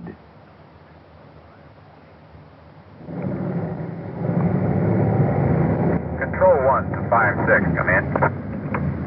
5-6, go ahead. Control 1 to 5-6. Unit 5-0 requests you meet them at Badgley and Northridge, holding 2 459 suspects stripping cars. 5-6-10-4, we're rolling. 5-6, this is possibly in L.A. territory, and an L.A. felony unit is rolling. 10-4, Control 1. It's 11:30 p.m., and we've been in the field for several hours. Right now, we're on our way to meet one of the uniform cars that evidently has a couple of car strippers in custody. Oh, we'll be there in just a minute or two. Actually, up to now, we've been on a gambling investigation. For obvious reasons, we have to be pretty vague about it. We have inside information that this activity has been going on in a certain area. And since about 7 tonight, we've been prowling the back streets trying to pinpoint the location. We have possibly, 2 leads, but nothing definite yet. This type of activity is usually pretty well concealed with lookouts and so forth. So, undercover car or no undercover car, these people can sort of feel that a policeman is coming 2 or 3 blocks away. Anyway, we're getting close and should be able to locate them before too long. So, that's about the way the log reads so far tonight. Getting back to our present call, we're just, let's have a look, block or 2 away anyway from where Unit 5-0 is holding those 2 car stripping suspects.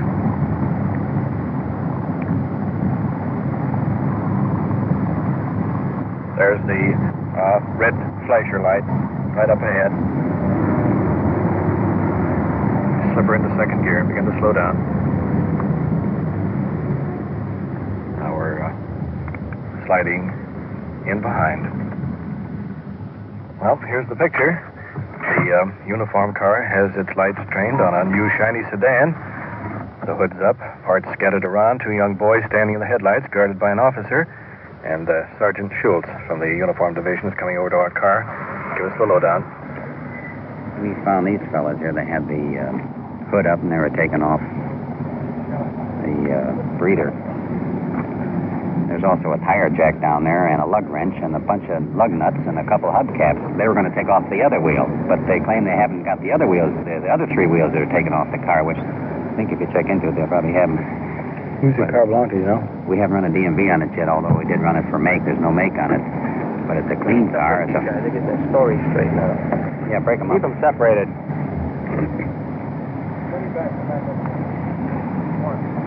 Jack, did you mention the wing window? The wind window's been smashed in. Glass is lying there. But the car is too clean to be an abandoned automobile. Take a look at it. Let's get out of the car and have a look.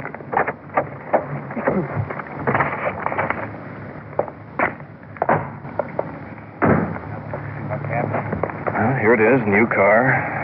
Wheels jacked up. A few white sidewall tires. Wind wing smashed. Wiring tore up in the motor. Taking off the breather, getting ready to take off the carburetor.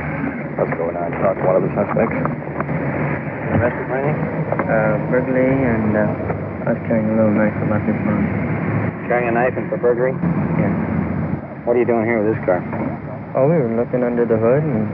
Why? I thought maybe I could use something in that car, and then we came here and we... Different make altogether. I can't even use one part out of there. Couldn't use it anyway. It doesn't belong to you. How old are you? 16. Going on 17.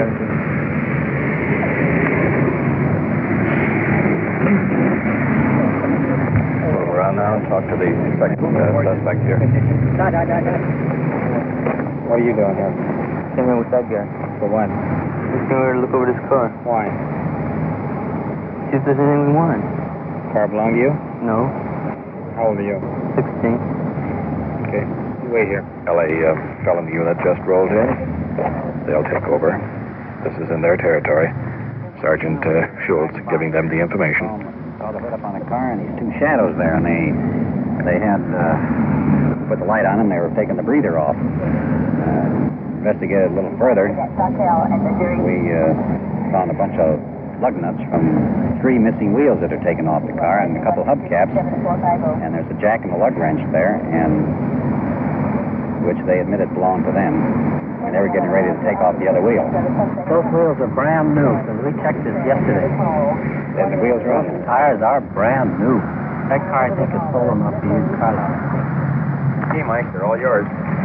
Both suspects now are being placed in the back of the LA felony unit. They'll be taken in for investigation. Ready, Don? Yeah. Get back to District 8 and see if we can find out anything more on that gambling. Okay, I'm with you.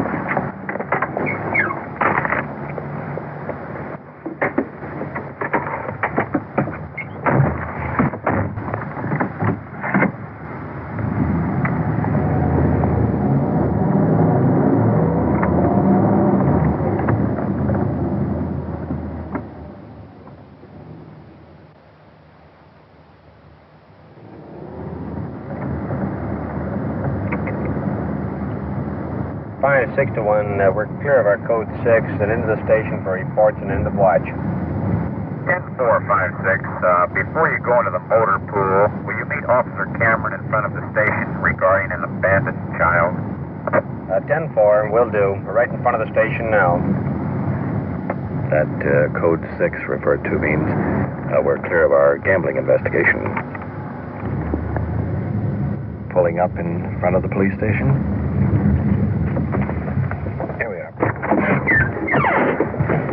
Uniformed officer with a problem, standing at the doorway of the station. Arch Cameron. Let's check it out. What's the deal on this abandoned child, Arch? No girl in there. Her mother dropped her off at the theater at 2 o'clock this afternoon and never picked her up. She lived locally? Down in Venice. Let's go and talk to her. Into the station.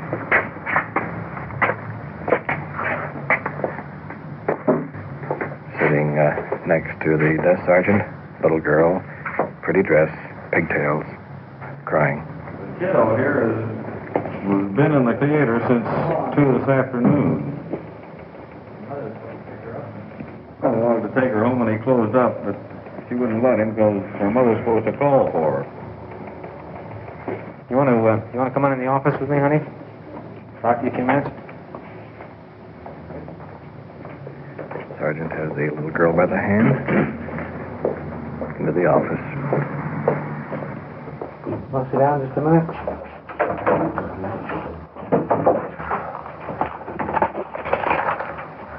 You scared? Nothing to be scared about. All these men? We handled girls like you every day, so it's no problem to us. It's a big problem to you, I know.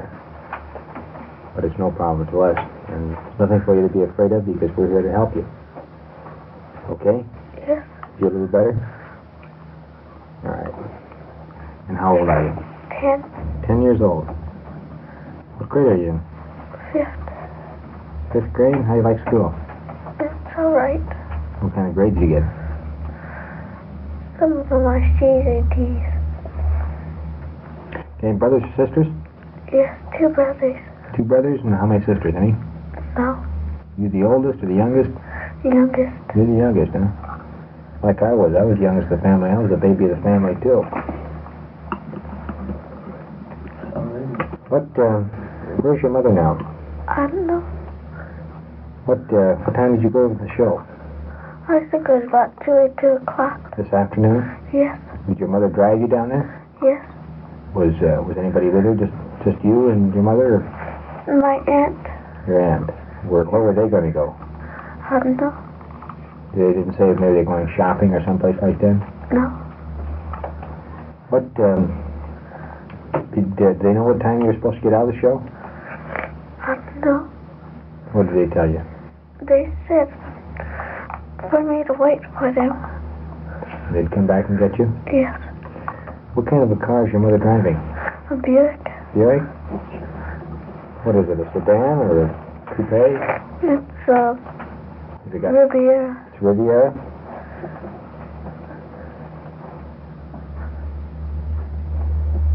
What color is it? Green. Is it all one color? Yes. Is it light green or dark green? Light. You know what year it is? I think it's a 50 or something like that.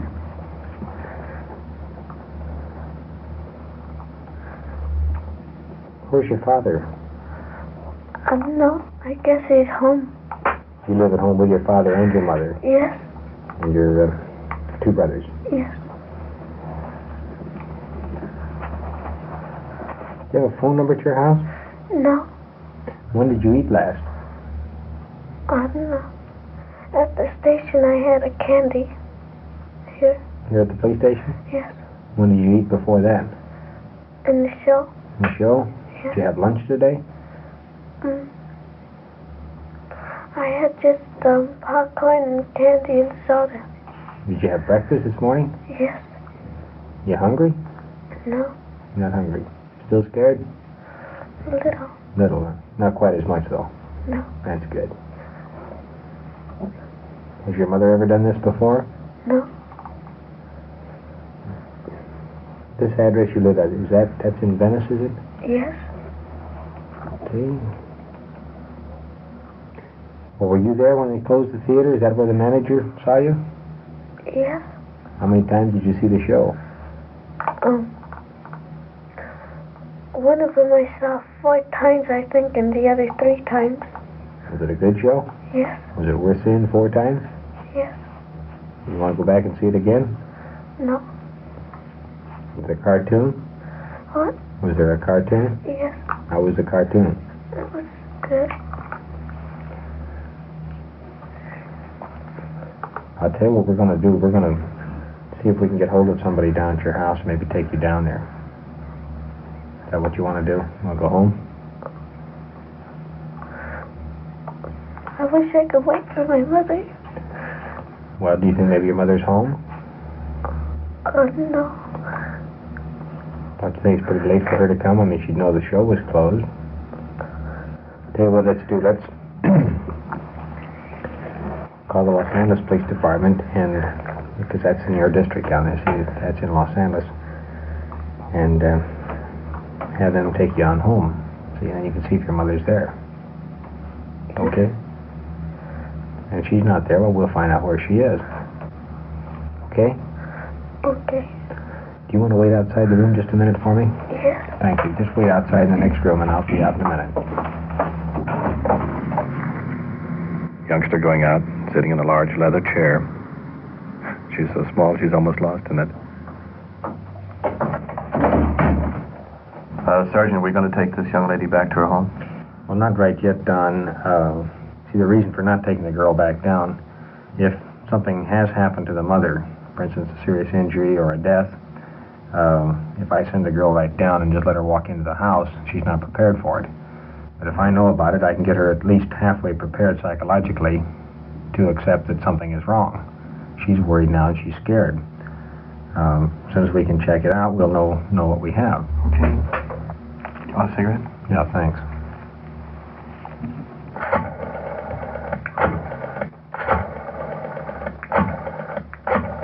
Just sitting here, I was dying of curiosity myself to know why I'm mother.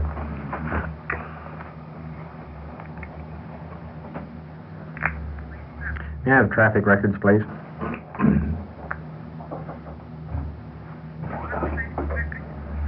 This is Sergeant Perkins over at Culver City. Listen, I wonder if you could tell me if you've had an accident since 2 o'clock today. A woman. Yeah,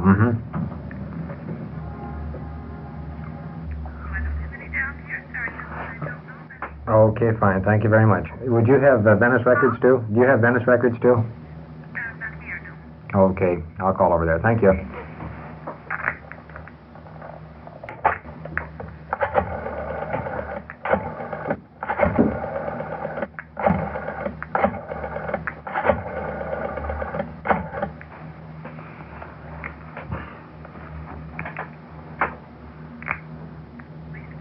Venice Records, please.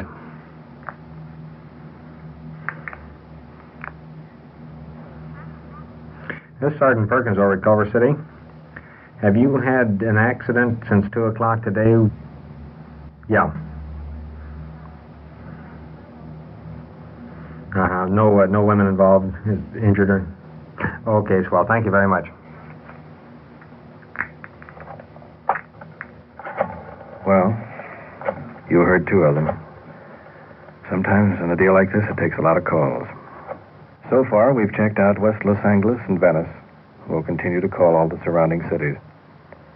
The one call we'll leave to last, the county morgue. You are listening to Night Watch and following the activities of a detective unit on its tour of duty. The people and sounds you are hearing are real, and the investigations are recorded in the field as they actually occur. We'll bring you the final results of tonight's action at the conclusion of Night Watch. All Americans are urged to enroll for Ground Observer Corps service in your locality. You are needed immediately, and the job to be filled is an important one. Write or telephone your nearest Civil Defense Center, or write to Ground Observer Corps, Air Force, Washington 25, D.C. And now, we return you to police headquarters where an investigation is underway, and to police recorder Donn Reed. Arrest reports for me? Okay, I'll hang on just a minute. Yeah. It's 3:15 a.m., and about 12 phone calls later. Now, so far, we've turned up no information about this little girl's mother. A short while ago, Sergeant Perkins requested the Venice Police Department to send a car down to her home in hopes of turning up some information. It seems they don't have a telephone at that address. Meanwhile, the youngster is still sitting outside the door, waiting, holding back the tears. That half-eaten candy bar is still in her hand. If we don't... Sergeant Perkins. Yeah. She is out there? Would you send her back in, please? Thank you. Mother here? Yeah, she's coming in now. Come in. The mother being escorted into the office. Young, attractive, arm around the little girl. Mascara running down her face.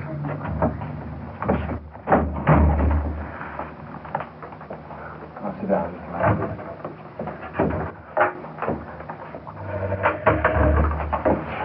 I can't say I'm sorry. I mean, I am sorry, but that wouldn't help anything. What happened? I just overstayed where I went, that's all. I mean, it's never happened to me before, and I don't ever think it will. It hasn't happened. Well, we were a little bit worried. We thought maybe you'd been in an accident or something like that, and you're... I know. I mean, I was scared every minute of it, but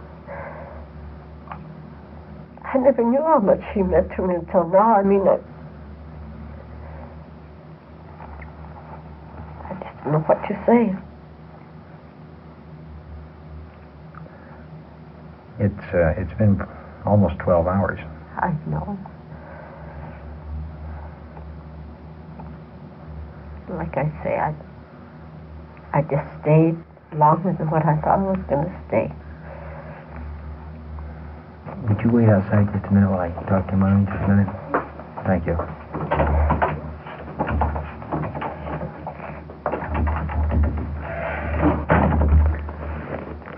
I don't want to pry into personal affairs or family affairs or anything, but when juveniles are involved, why, it kind of becomes our problem jointly with the parents. Still, I mean, I realize that you're upset about it, and so is your daughter, but I still would can't understand yet, although I would like to, why there was a 12-hour lapse of time. I mean, I can see a person staying over a little while, but that girl in there sat through 4 shows. She didn't even want to leave the theater. She didn't even want the policeman to take her home because she said her mother was coming back for her. I know, like I say, I never had done this before. I mean, I don't say that I blame her because I usually go after her on time. But I just overstayed. Was there a particular reason for your overstaying?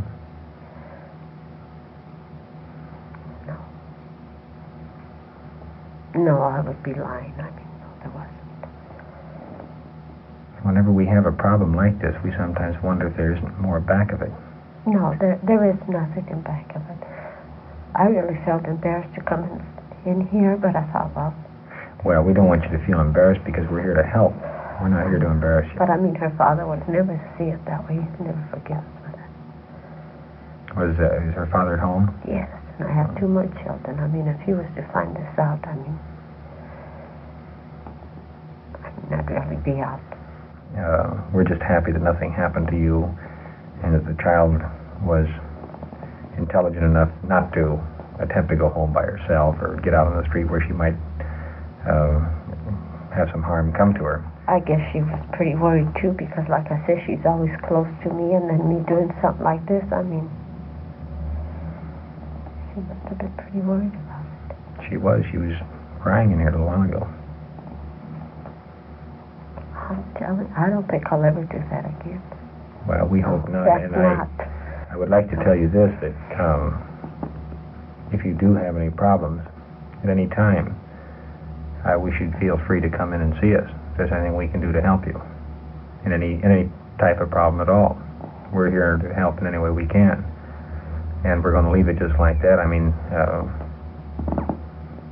I still think that there is a little bit more back of it, but I'm not going into it. But if you have something that is worrying you or bothering you that you can't work out, where it affects the children, come on in and talk to us. We'll be happy to help you. All right, I'll do that. May I ask you this much? Did you come here? Where did you come from just now? From your home? Well, I went to the show. Well, and I went after her, and I mean, I might tell you this, that we sent a radio car down to your house. I want you to be prepared for that when you go down there.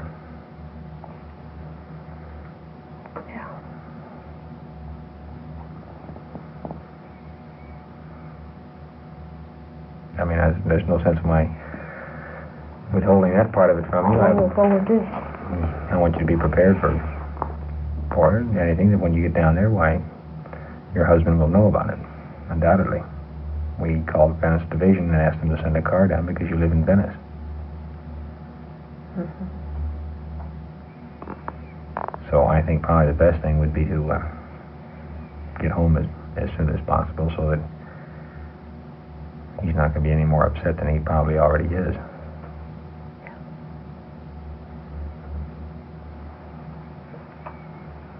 Let me call Venice and see if they have dispatched the car. It was just a few minutes ago.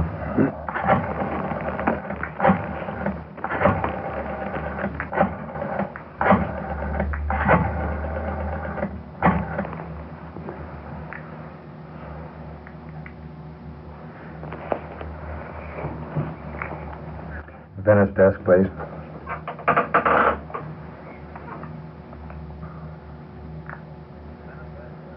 McBride, Sergeant Perkins again.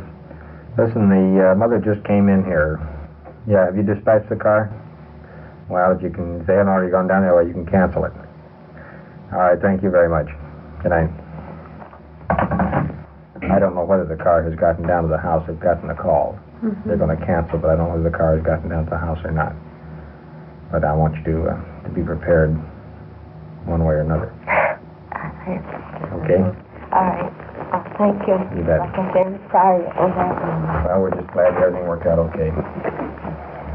Good night. No. How are you going to fill in that report, Perk? I mean, the part about why she left the youngster all that time. Well, some things are better left unsaid, Don. Yeah. I see your point. What you have just heard is real, recorded as it happened on The Night Watch. For the disposition of this case, we return you to Police Headquarters and Chief W.N. Hildebrand. In tonight's first investigation involving the two suspects stripping a car, although our officers made the original arrest, the vehicle was in Los Angeles territory and therefore the case was handled by the Los Angeles Department. The suspects were arrested for violation of Section 459 of the Penal Code, burglary, and later dropped to 504 of the Vehicle Code, tampering. The conviction of this offense carries a maximum penalty of 6 months in jail or a $500 fine. In the final case of the woman who left her 9-year-old daughter in the theater, our records were clear of the case upon returning the child. However, we were informed by the police department of the city where they reside that the police unit my department canceled when the wife was found had to make a trip later anyway when a family fight occurred at the location. As chief of police, I sit day after day and watch reports come over my desk. One important factor has always impressed me: the key role played by you, the average citizen. The number of cases solved only because witnesses come forward to supply the necessary information. Night Watch is presented to show that no police department can operate efficiently without the eyes and ears of the American public. To further that cause is the reason for Night Watch. Thank you, Chief Hildebrand. You have just heard on-the-scene reports of your police force in action. Every voice, every sound has been real. Night Watch, brought to you through the cooperation of your police department of Culver City, California, is produced by Sterling Tracy and Jim Hadlock, with technical advice by Sergeant Ron Perkins, and is described in the field by police recorder Donn Reed. The only radio show that was like Night Watch, ride-along reality show, the only show that's absolutely like it was the show Unit 99. And I wish I could find more copies of this show. It was a syndicated show produced in Sacramento by KFPK. And it was very, very similar to the show. And if I find some, I'll make sure that we get them to you. There are about 20 episodes of it out there. So we're going to try to find them for future broadcasts here on Classic Radio Theater with Wyatt Cox. In the meantime, if you want to contact us, you can do that. If you go to classicradio.stream, you can find our Facebook links, you can find our X links, and you can also find our email, so you can contact us there as well. Coming up next, how about a little romance?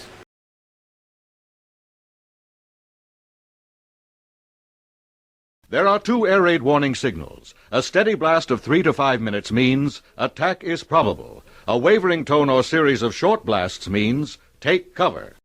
Now on Classic Radio Theater with Wyatt Cox, an episode of Romance. This was originally broadcast 71 years ago, September 18th, 1954. The story, An Heiress from Red Horse. Now, from Hollywood, Romance.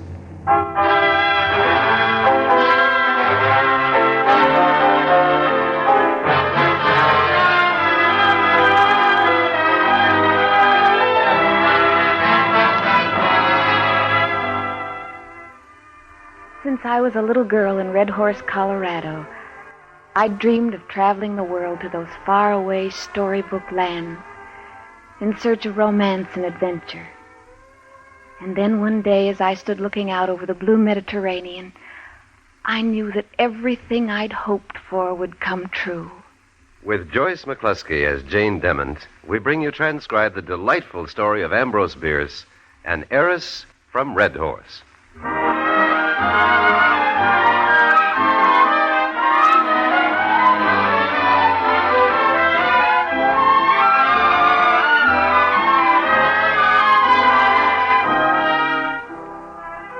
As I look back on it, I don't recall anything especially significant about our arrival at the hotel in Cannes. How was I to know I was about to meet the one man who was to change my entire life? There was Auntie and me, our Mary, and the amount of luggage 2 women and a maid are apt to have when they're traveling the world.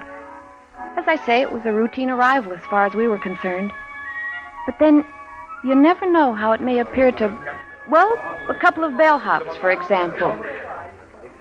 You know who she is? Oh, I don't care who she is. She is beautiful. And I can tell from here she would never marry a bellhop. Her name is Jane Demar. Beautiful, American, and rich. But of course, American and rich. But this one, she is the richest of them all. Ah, she is beautiful, the most beautiful. And she would never marry a bellhop. She smiles. Ah, how can she smile when my heart is breaking? Hey, she's coming this way. She has recognized someone, a guest. Oh, it's Monsieur Renard, is it not? Jane Demmett, of all the people in the world. Gig Rayner, I don't believe it. Hey, wait a minute. You know something? You're beautiful. Gig.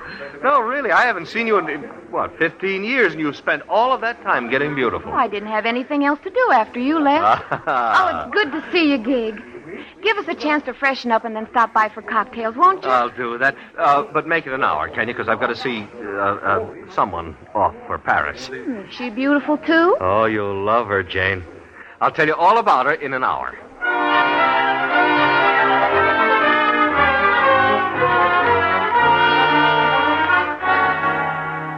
A flood of memories came back with Gig Rayner.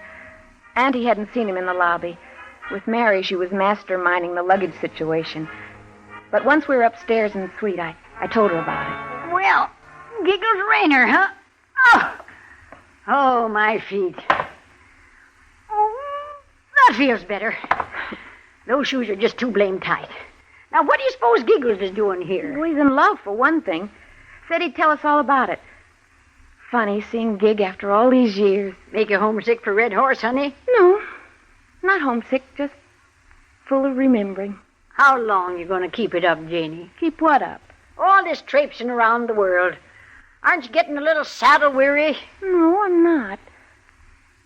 But I'm afraid you are, aren't you, darling? Well... You'd like to pack up once and for all and head back to Red Horse, Colorado, wouldn't you? It depends on you, honey. As long as you want me tagging along, I'm proud to do it.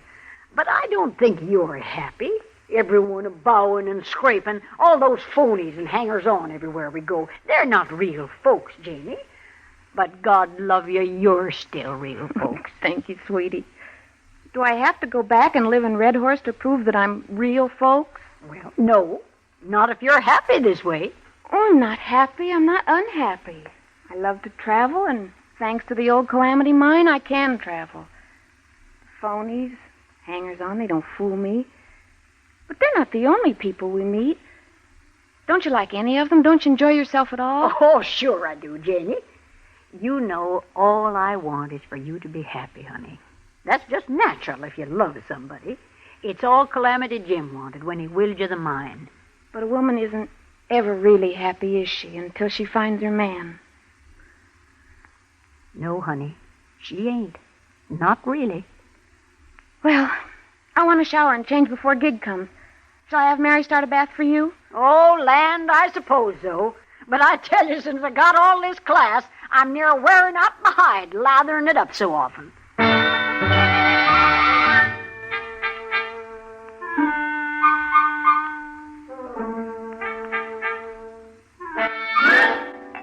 Now, how about you, Auntie? Martini? Old smuggler on the rocks, Giggles. Martini set me to walking on my hands. Make it a light one, Gig. Oh, I tell you, it's great to see you people again. Hey, we've all come a long way from Red Horse, haven't we? I wonder if we have. We've done it on Red Horse money, don't forget. Why, if it hadn't been for Calamity Jim and your granddaddy, Giggles, getting so big with Wells Fargo and Company, we'd still be scratching around on them mine shafts. And don't either you kids ever forget it. Lest we forget Red Horse. A toast. Salud. Chug-a-lug!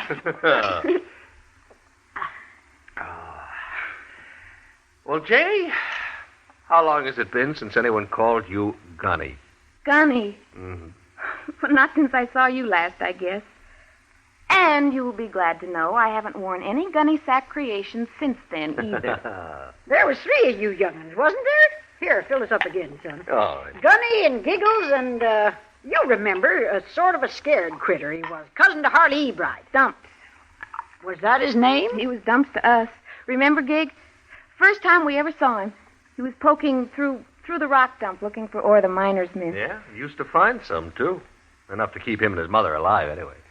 And he wasn't a scared critter, Auntie. He was shy. Poor old dump. He was killed, wasn't he? Yeah, that's what I understand. After his mother died, he ran off to Cripple Creek or somewhere like that. Took a job driving a truck to Denver and back. Oh, I recollect now. He was killed fending off them as held up his truck. Wasn't that it? Poor old dump. Here, watch it, Jane. I'll get jealous of him all over again. Well, you're a fine one to talk. What about the girl you just saw off for Paris? The one you said I'd love. Oh, I hope you'll love her. Because I do. Oh, she's wonderful. She really is. Karen is her name, and she's... Well, she's a countess. We're broad-minded, Gig. How'd you meet her? At a party here a couple of months ago. A chap named Barrett. Oh, now there's someone for you to meet, Jane. Who? This Dr. Barrett. He introduced Karen to me. Well, you've heard of him, surely, Dr. Barrett? Nope. Never. Everyone on the continent knows him. Well, everyone except me, then. I never heard of him. Oh, well, Jane, you've really got to meet him. All right, Gig, if you say so. Yes. There's something about him. It sounds crazy, but it's something mysterious and I don't know. Anyway, you'll meet him, you'll see what I mean. Every woman does.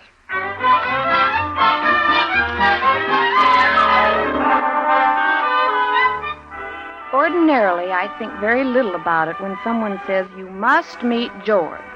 You and George will hit it off just fine. In my experience, that's an absolute guarantee that George and I will be bored stiff with one another. But when Gig invited me to a salon a night or so later, on the promise that the mysterious Dr. Barretts would be there, I accepted with something very close to alacrity. Now, let's see. Yeah. That is Dr. Barrett's. They're in that group over by the windows. Which one? Well, no, here. You stand where I am. Okay. Now, see the tall one? Oh, brother. And just wait till you see that scar. A perfect scar down the left side of his face. French Foreign Legion, I presume. You know what Karen says? She says he hypnotizes people or does black magic or something. I don't care if he's a cannibal. All right, come on. Let's go meet him. No, I couldn't. Not now. What do you mean you couldn't? Jane, that's what we came for. Well, I know, but... Look, Gig, get me a drink, will you? I think I need a bracer. Oh, I'll get us both a drink. I think it's beautiful, Doc.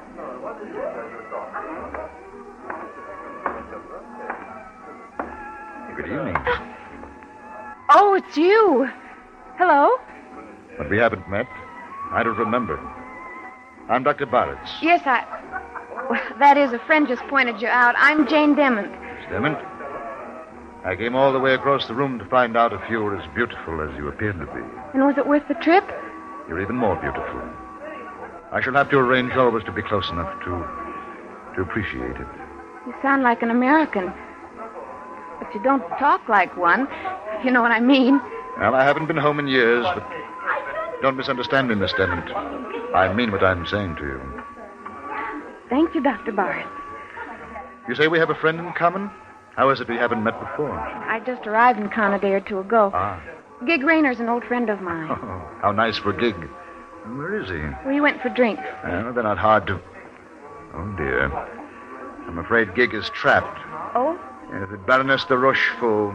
She'll prattle on for another hour. We should be able to become very well acquainted in an hour. Shouldn't we?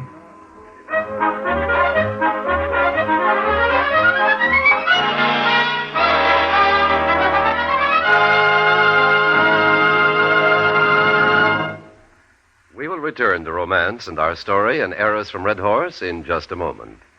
Unusual people in unusual places are commonplace only on CBS Radio's dramatic series, Escape. This thrilling Saturday night drama series, produced in Hollywood, brings you stories that provide escape from the realities of your own existence, whatever it is. Bizarre experiences set in out-of-the-way locales are yours if you want to escape. Every Saturday night on most of these same stations. Try Escape tonight. And now for the second act of An Heiress from Red Horse as we return to romance.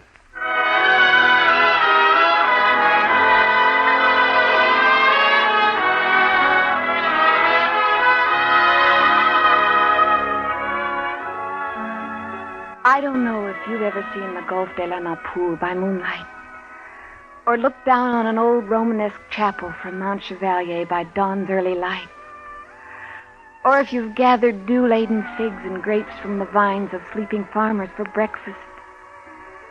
Oh, but let me tell you, it takes longer than an hour, and it's very effective. I would have sworn that I wouldn't have slept when I crept back to the hotel. But I did. I slept beautifully. And if that don't do it, I'll load my 30-06 and fire. Oh! Good morning, Auntie. Good afternoon. Good late afternoon at that. Oh, lovely, lovely sleep. Well, you must have needed it, honey. I understand them saloons can tire you out to a fare-thee-well. Salon. Huh? Salon, not saloon, darling. There's a difference. Well, anyways, I see you met that doctor fella. How'd you know? Well, there's something in the neighborhood of 45 floral offerings smelling up the place. Really? He sent flowers? Oh, he remembered. From last night? That's not much of a trick, you know. Auntie, I'm in love. Are you, honey? Like 16 years old, and really in love. Oh, that's sweet and tender and new, like lilacs and honeysuckle, and holding hands in the dark and feeling shy, and then not shy at all. And, oh, I don't know. Has he got any money? Oh, Auntie. Well, I just asked. I know, but not with lilacs and honeysuckle. Sorry. Hello? Good morning. Good morning. Good morning. People don't know the time of day in this country. Listen, if someone's there or you're busy, I'll call later. Oh, no. No. Well, say, I hoped I might call on you. I have a plan I'd like to discuss with you. Sounds wonderful. When would you like to come? Well, I'm down in the lobby now. Sounds wonderful. Lobby? Oh, well, yes, I'll get dressed. I mean, how about 5 minutes? Well, I can wait. 5 minutes, I guess.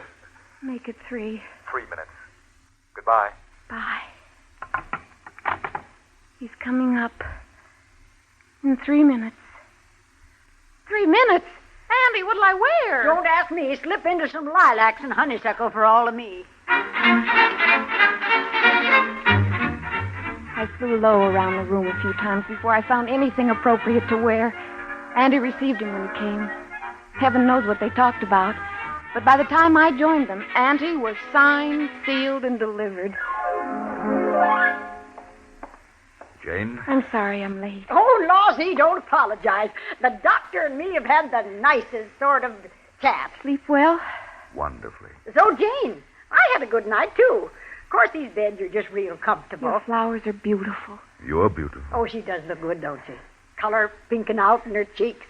And your flowers, young man, why, I never seen such flowers. No, I take that back. There's a shop in Pueblo. Well, now that I You think said of you it, had a maybe plan? the blooms are just as... Sainte Marguerite Island. It's just out in the harbor, but it's beautiful. I thought we'd go. I'd love to. Wonderful. That sounds just dandy. When do you think you'd go? Tomorrow, darling. We'll spend the day in... Oh, I beg your pardon. Did you say something? Who, me?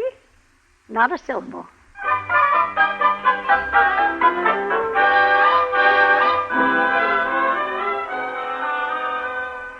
We left early the next morning for Sainte Marguerite. Dr. Barrett's had a beautiful yacht. I think I could have floated over on my own power or walked if he'd asked me to. It isn't much of a trip. We were there in no time. And we walked and talked. What's that funny old building up ahead? That's the Citadel. Surely you've heard of it. No. Should I? You're joking, I know. But I'll tell you anyway. That's the famous old Citadel of Sainte Marguerite, where the man with the iron mask was confined in the late 15th century. Oh? Darling, you are joking. Anyone who has read his French history, or even Dumas' Vicomte de Bragelonne, knows about the man with the iron mask. Sure. More recently, you know that Marshal Bazaine escaped from there and fled to Italy to spend the rest of his easy days. Wouldn't I be stupid not to know that. Yes, darling, you would. And you're not stupid, or I couldn't have fallen in love with you. Have you? You know I have. You're like a love I'd lost and found again, and loved all the more for having lost it. Have you loved many times before? Jane, you mustn't be offended. I've told you. I've fallen in love with you. I want very much for you to be the right woman to share my life. Do you think I'm the right woman? I'd hope for beauty. You have that. Love is important, of course, but you must understand a man of my position requires a stimulating companion, too. Someone to keep pace with my interests, my friends. She sounds great. What's her name? Could be Jane. There's a lot of raw material there, darling. With my culture, background, I could mold it into something quite exciting. I see. Well, I know a lot of raw material who'd better be getting back to Con. Darling. Auntie wasn't feeling very well when I left, and I'm not feeling too well now. Really, what seems to be wrong? Nothing. Just everything.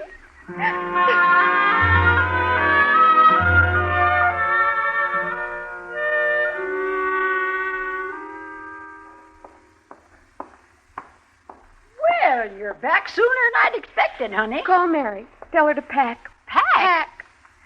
I want to get out of here, and now. But, honey, Gig's coming by. Well, we can tell him goodbye. I don't suppose you want to be any more direct than you're being. If I say many more words, I'll scream.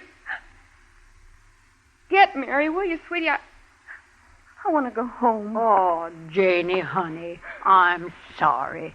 Just help Mary pack, will you? Sure I will, honey. Sure. Jane, you'll never guess what's happened. Oh, hello, Auntie. Excuse me. Okay. I'll never guess what's happened. You know who I ran into on the street just now? No, of course you don't know. Harley Ebright. Oh? Janie, Harley Ebright dumps his cousin. All right, so what? Well, he recognized me, and he knows you're in town and swears he's coming up here to see you. Well, what's wrong with that? If we're still here, I'll be delighted to see old Harley. Now, Jane, look. Jane, it isn't that I'm ashamed of Red Horse or anything like that. It's just that Karen doesn't know about my background. And, look, I wouldn't tell Dr. Barretts about you. Oh, you understand, don't you, Janie? Oh, brother, do I understand. Oh, that's great. That's great. I knew I could count on you. Well, I can't I, Janie? Oh, sure. Sure, you can count on old Gunny. Why not? We wouldn't want anyone to know we were born in a rock pile, never knew from nothing then and don't know from nothing now. Oh, wait a minute. Just lots of gloss, but no polish, that's us. Giggles and Gunny and Dump's cousin. Now, Janie. Why, the three of us can set Con on its international ear. I didn't mean to insult you, Janie. No, nobody meant to, Gig. But let me tell you something. Red Horse is looking better to me by the minute. Look, I'm going to take a walk along the beach. Well, I'll come with you. No, I don't want anyone with me. Just tell Auntie I'll be right back, will you?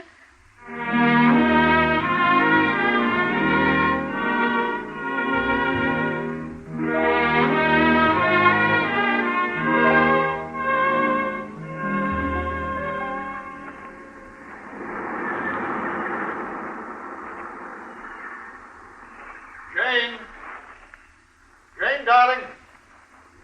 Wait. No. Not you, not now.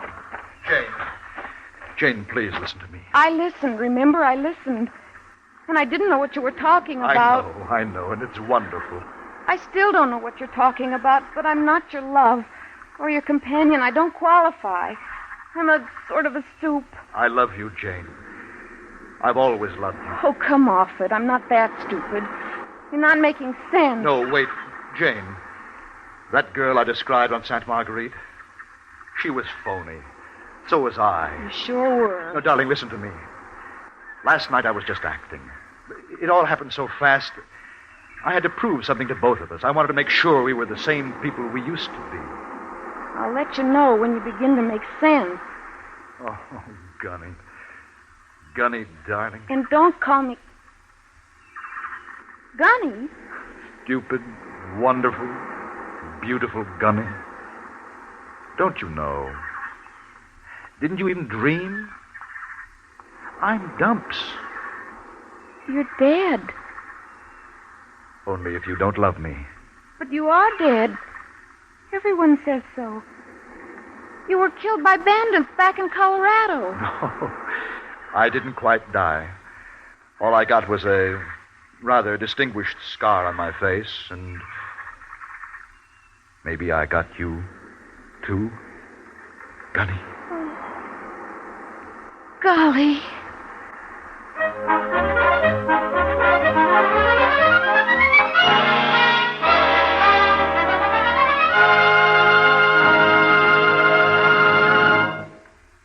Romance is produced and directed by Norman MacDonald with editorial supervision by Het Mannheim. You've heard An Heiress from Red Horse by Ambrose Bierce, specially adapted for romance by Kathleen Height and starring Joyce McCluskey as Jane Demant. Featured in the cast were John Daner, Jeanette Nolan, Lawrence Dobkin, Ben Wright, and Lou Krugman. This is Dick Cutting inviting you to hear Romance transcribed next week at this same time.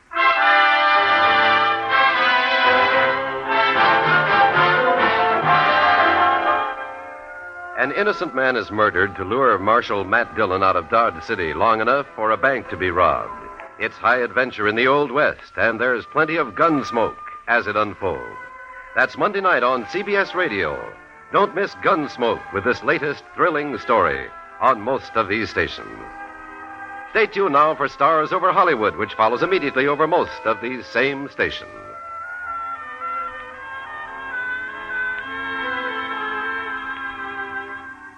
Meet Corliss Archer for Monday Night Merriment on the CBS Radio Network.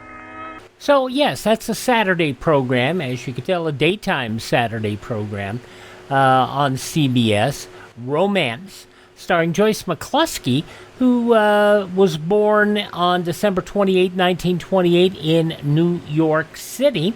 Did a lot of film and television work. The Night Holds Terror, Outrage. She also did some Screen Directors Playhouse productions. She was on Night Beat and with Frank Lovejoy, and she did Dragnets. She did George and Gracie. She was married to Robert Hugh O'Sullivan, who wrote for Family Theater and later served in the Los Angeles County Sheriff's Office. And that's a lot of what we know about Joyce McCluskey. It starred in this episode of Romance, broadcast on this date 71 years ago, September 18th, 1954. Coming up next, we'll check in with Peg Lynch and Alan Bunce, the couple next door.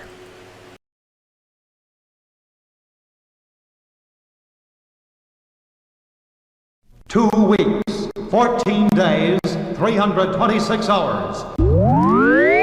Every second that your family could be exposed to radiation after a nuclear attack. Radiation that kills. To survive, a fallout shelter is a necessity. Equipment and supplies are essential. Now, Survive All Shelters, one of the nation's leading manufacturers of fallout shelters, offers a basic equipment kit with a Conelrad high-powered radio, transistor operated for long battery life, a complete, fully stocked first aid kit, a heavy-duty fire extinguisher, emergency water containers, a chemical toilet for protection against contamination and disease, extra strength Saran and Rayon bunks, a radiation meter and individual dosimeters. For protection every second of each hour of every day. See a Survive All Shelter now. Hadn't played one of those in a while. You can learn more about those if you go to the show notes below. And we'll tell you, you can learn more about Survive All Fallout Shelters. I think they're interesting to know about. Now, Peg Lynch, Alan Bunce, the couple next door, 66 years ago, September 18th, 1959. I think they're still over in Europe because the title that I have is Fight for Mrs. Piper's Honor. CBS Radio brings you The Couple Next Door, written by Peg Lynch and starring Peg Lynch and Alan Bunce.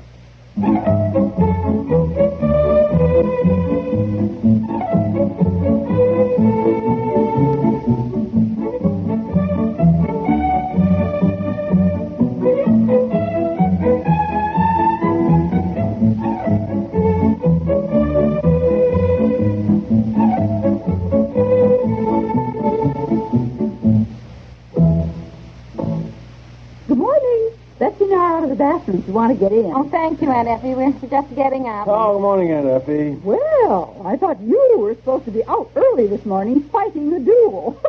Aunt Effie, please. Oh, I told you not to worry. It wouldn't happen. Now hurry up so we can all go down and have breakfast. Bessie and I are hungry. She just will not believe this is serious. Well, I can't say I blame her. Don't really believe it myself. Don't you think it's time you both stopped treating the situation as one big joke? Oh, now look, honey. I mean it. If we were back home in America and you thought somebody was making a play for me, as you put it, at a party, for you to haul off and hit him is one thing. He'd either hit you back or at worst sue you for assault and battery. But to do that in France, I mean, things are different here, dear. Things are not that different, and fighting duels has been illegal for a good long time. Yeah, you heard the man from your agency here, Gordon Bates. He said they still fight duels in France in secret. If anything happens, it's hushed up.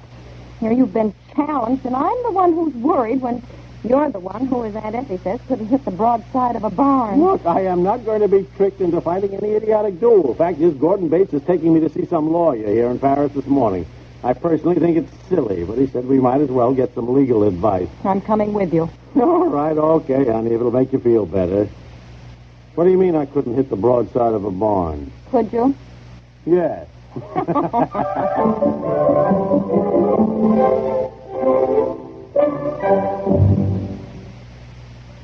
32 years ago today, something happened that we consider important. On that day, the CBS radio network began broadcast operations. A long list of stars helped build the reputation and standing of CBS radio, and the trademark of CBS News gradually emerged as the one most depended on by most Americans. And how are things with CBS radio 32 years later? CBS News is still the most depended on. And stars, there's Amos and Andy, Bob and Ray, Burns and Allen, and Andy Griffith in our evening comedy time 5 nights a week. There's America's great family of daytime dramatic serials, heard every weekday. Sunday, September 27th, hear Holiday with Chevalier. And back, starting September 28th, will be Arthur Godfrey in person and Gary Moore's new daytime comedy show. How are we doing 32 years later? Well, you're listening, and thanks for listening.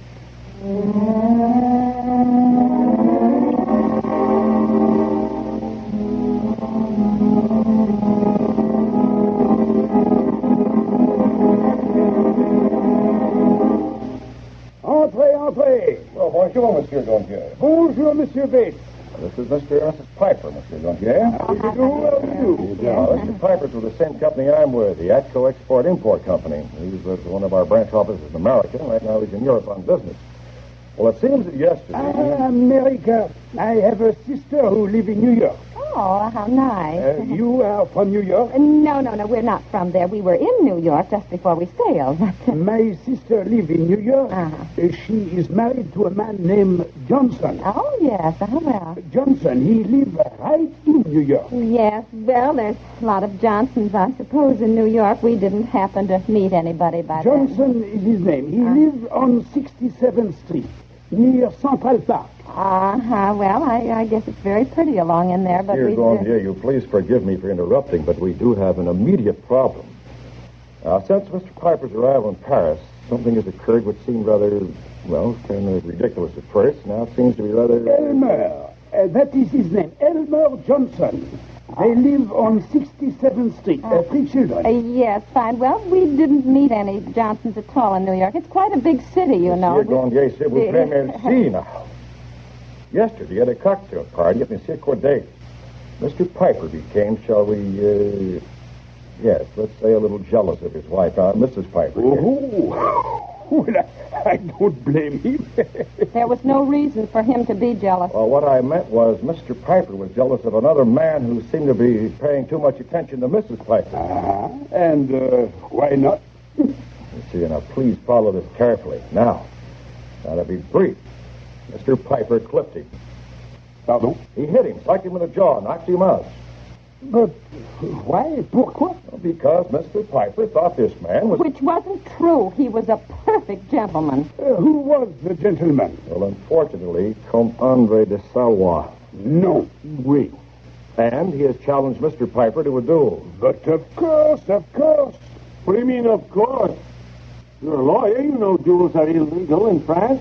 Mr. Piper, nothing is illegal in France where a beautiful woman is concerned. Look here, I am not fighting over a woman. She's my wife. She is my woman. Oh, honey, I've never heard you talk like that before. Huh? Monsieur Gondier, the point is that since it is illegal, isn't there some way we can stop this thing before it goes any further? I mean, the Salwa has a second. They're trying to set the time, the place, the weapons. At the crucial moment, couldn't you call in the police, monsieur, to arrest, Police? Madame, take my advice. You have enough trouble already. Do not call in any of the French police. Oh, we've got to do something. My husband can't even shoot. Monsieur, that is too bad. But we all have to go sometime. Hey, wait, is this guy a comedian or something? I thought he was a lawyer. Look, I told you, the French just don't look at things the same way we do. You mean to tell me, sir, monsieur, that you as a lawyer cannot help prevent something that you know is illegal? Monsieur Piper, I will do nothing to prevent a man redeeming his honor. So, there goes again, all this honor business. But I will make a suggestion. If perhaps Madame Piper were to call upon the Comte de Salois, perhaps a woman's tears could persuade him of the foolishness of shooting her husband. Yes, that's what I said yesterday, dear. I should talk to the Count. No, by golly, I'll be darned if I'm going to let you see him alone. That is the silliest thing, honey. Now, look, you are dear, you're embarrassing me because actually he never once flirted with me. I mean, we just talked about Paris and how lovely a city it was. I don't care. If anybody goes to see him, I'll go. I hate to point it out, old boy, that if you go and try to beg off, it'll look as though you're scared. He's right, dear. I will call on the Count. Now, don't worry.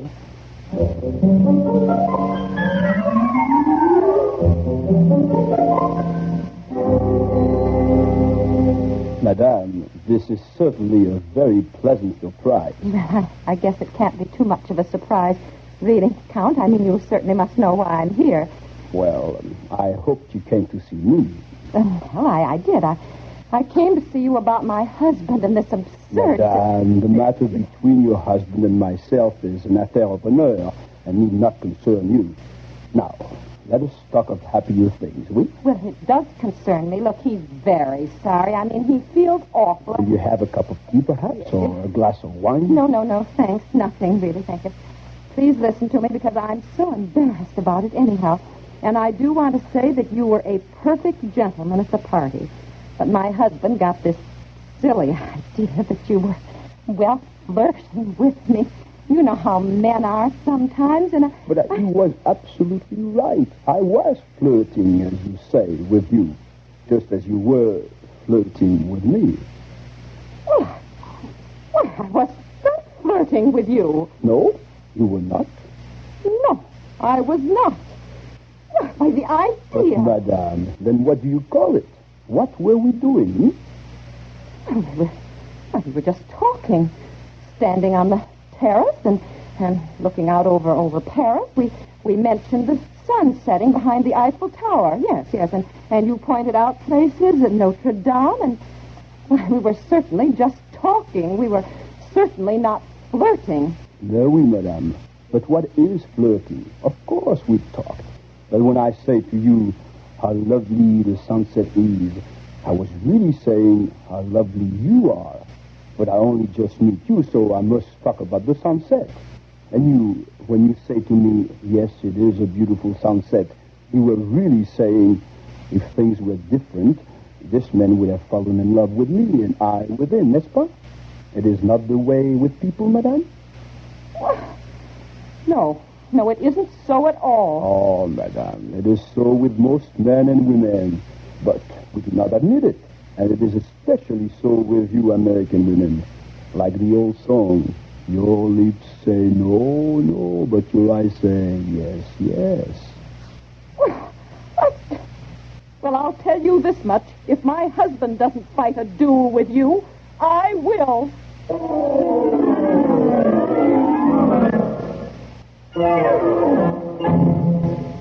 We'll return to the couple next door in just a moment. It's new. It's special. What's this? Continental 6-month floor wax in a new special size? Yes.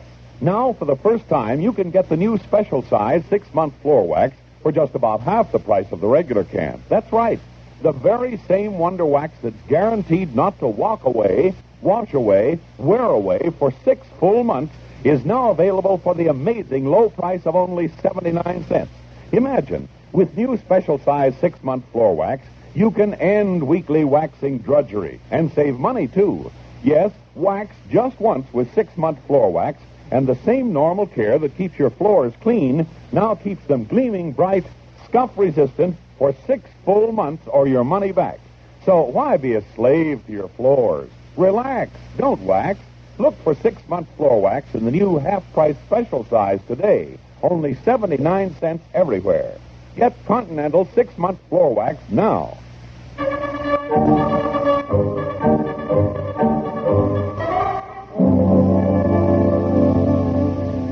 And then I said to him, if my husband doesn't fight a duel with you, I will. But, honey, Then I slapped him in the face with my glove. Well, I must confess I felt a little silly afterwards about that, but after all this talk about duels at the time, it seemed like the thing to do. But for Pete's sake, honey, why did you do that? You went over there to get me off the hook. Aren't you interested that I've been insulted? Yes, for heaven's sakes. Aren't you going to defend her honor? Oh, look, I can't shoot. I mean, I'm not scared, but I can't shoot. What do you think, Gordon? Oh, don't worry. I don't think anybody will be killed. Hope not, anyhow. It'll just be a routine formality to satisfy his sense of honor and, of course, yours. But I'll have to waste the whole weekend arranging the time, the place, and the weapons. Yeah, well, I'm sorry, Gordon. Yeah, well, I am, too. And I've got a new girlfriend, so please try to stay out of trouble this weekend, huh? Well, I'm beginning to think fighting duels isn't so uncivilized. My goodness. When I think of the way that awful Count insulted you, dear, I feel like shooting him myself. So do I. And I'm coming along. Still, can we be sure nobody will really get hurt? Oh, sure. Look, it'll be understood that we both shoot up in the air. Well, will the Count understand that? Well, all I can say is I hope so. Okay, you can come with me. Now, stop worrying. I'm not worried, dear. I was just wondering what to wear.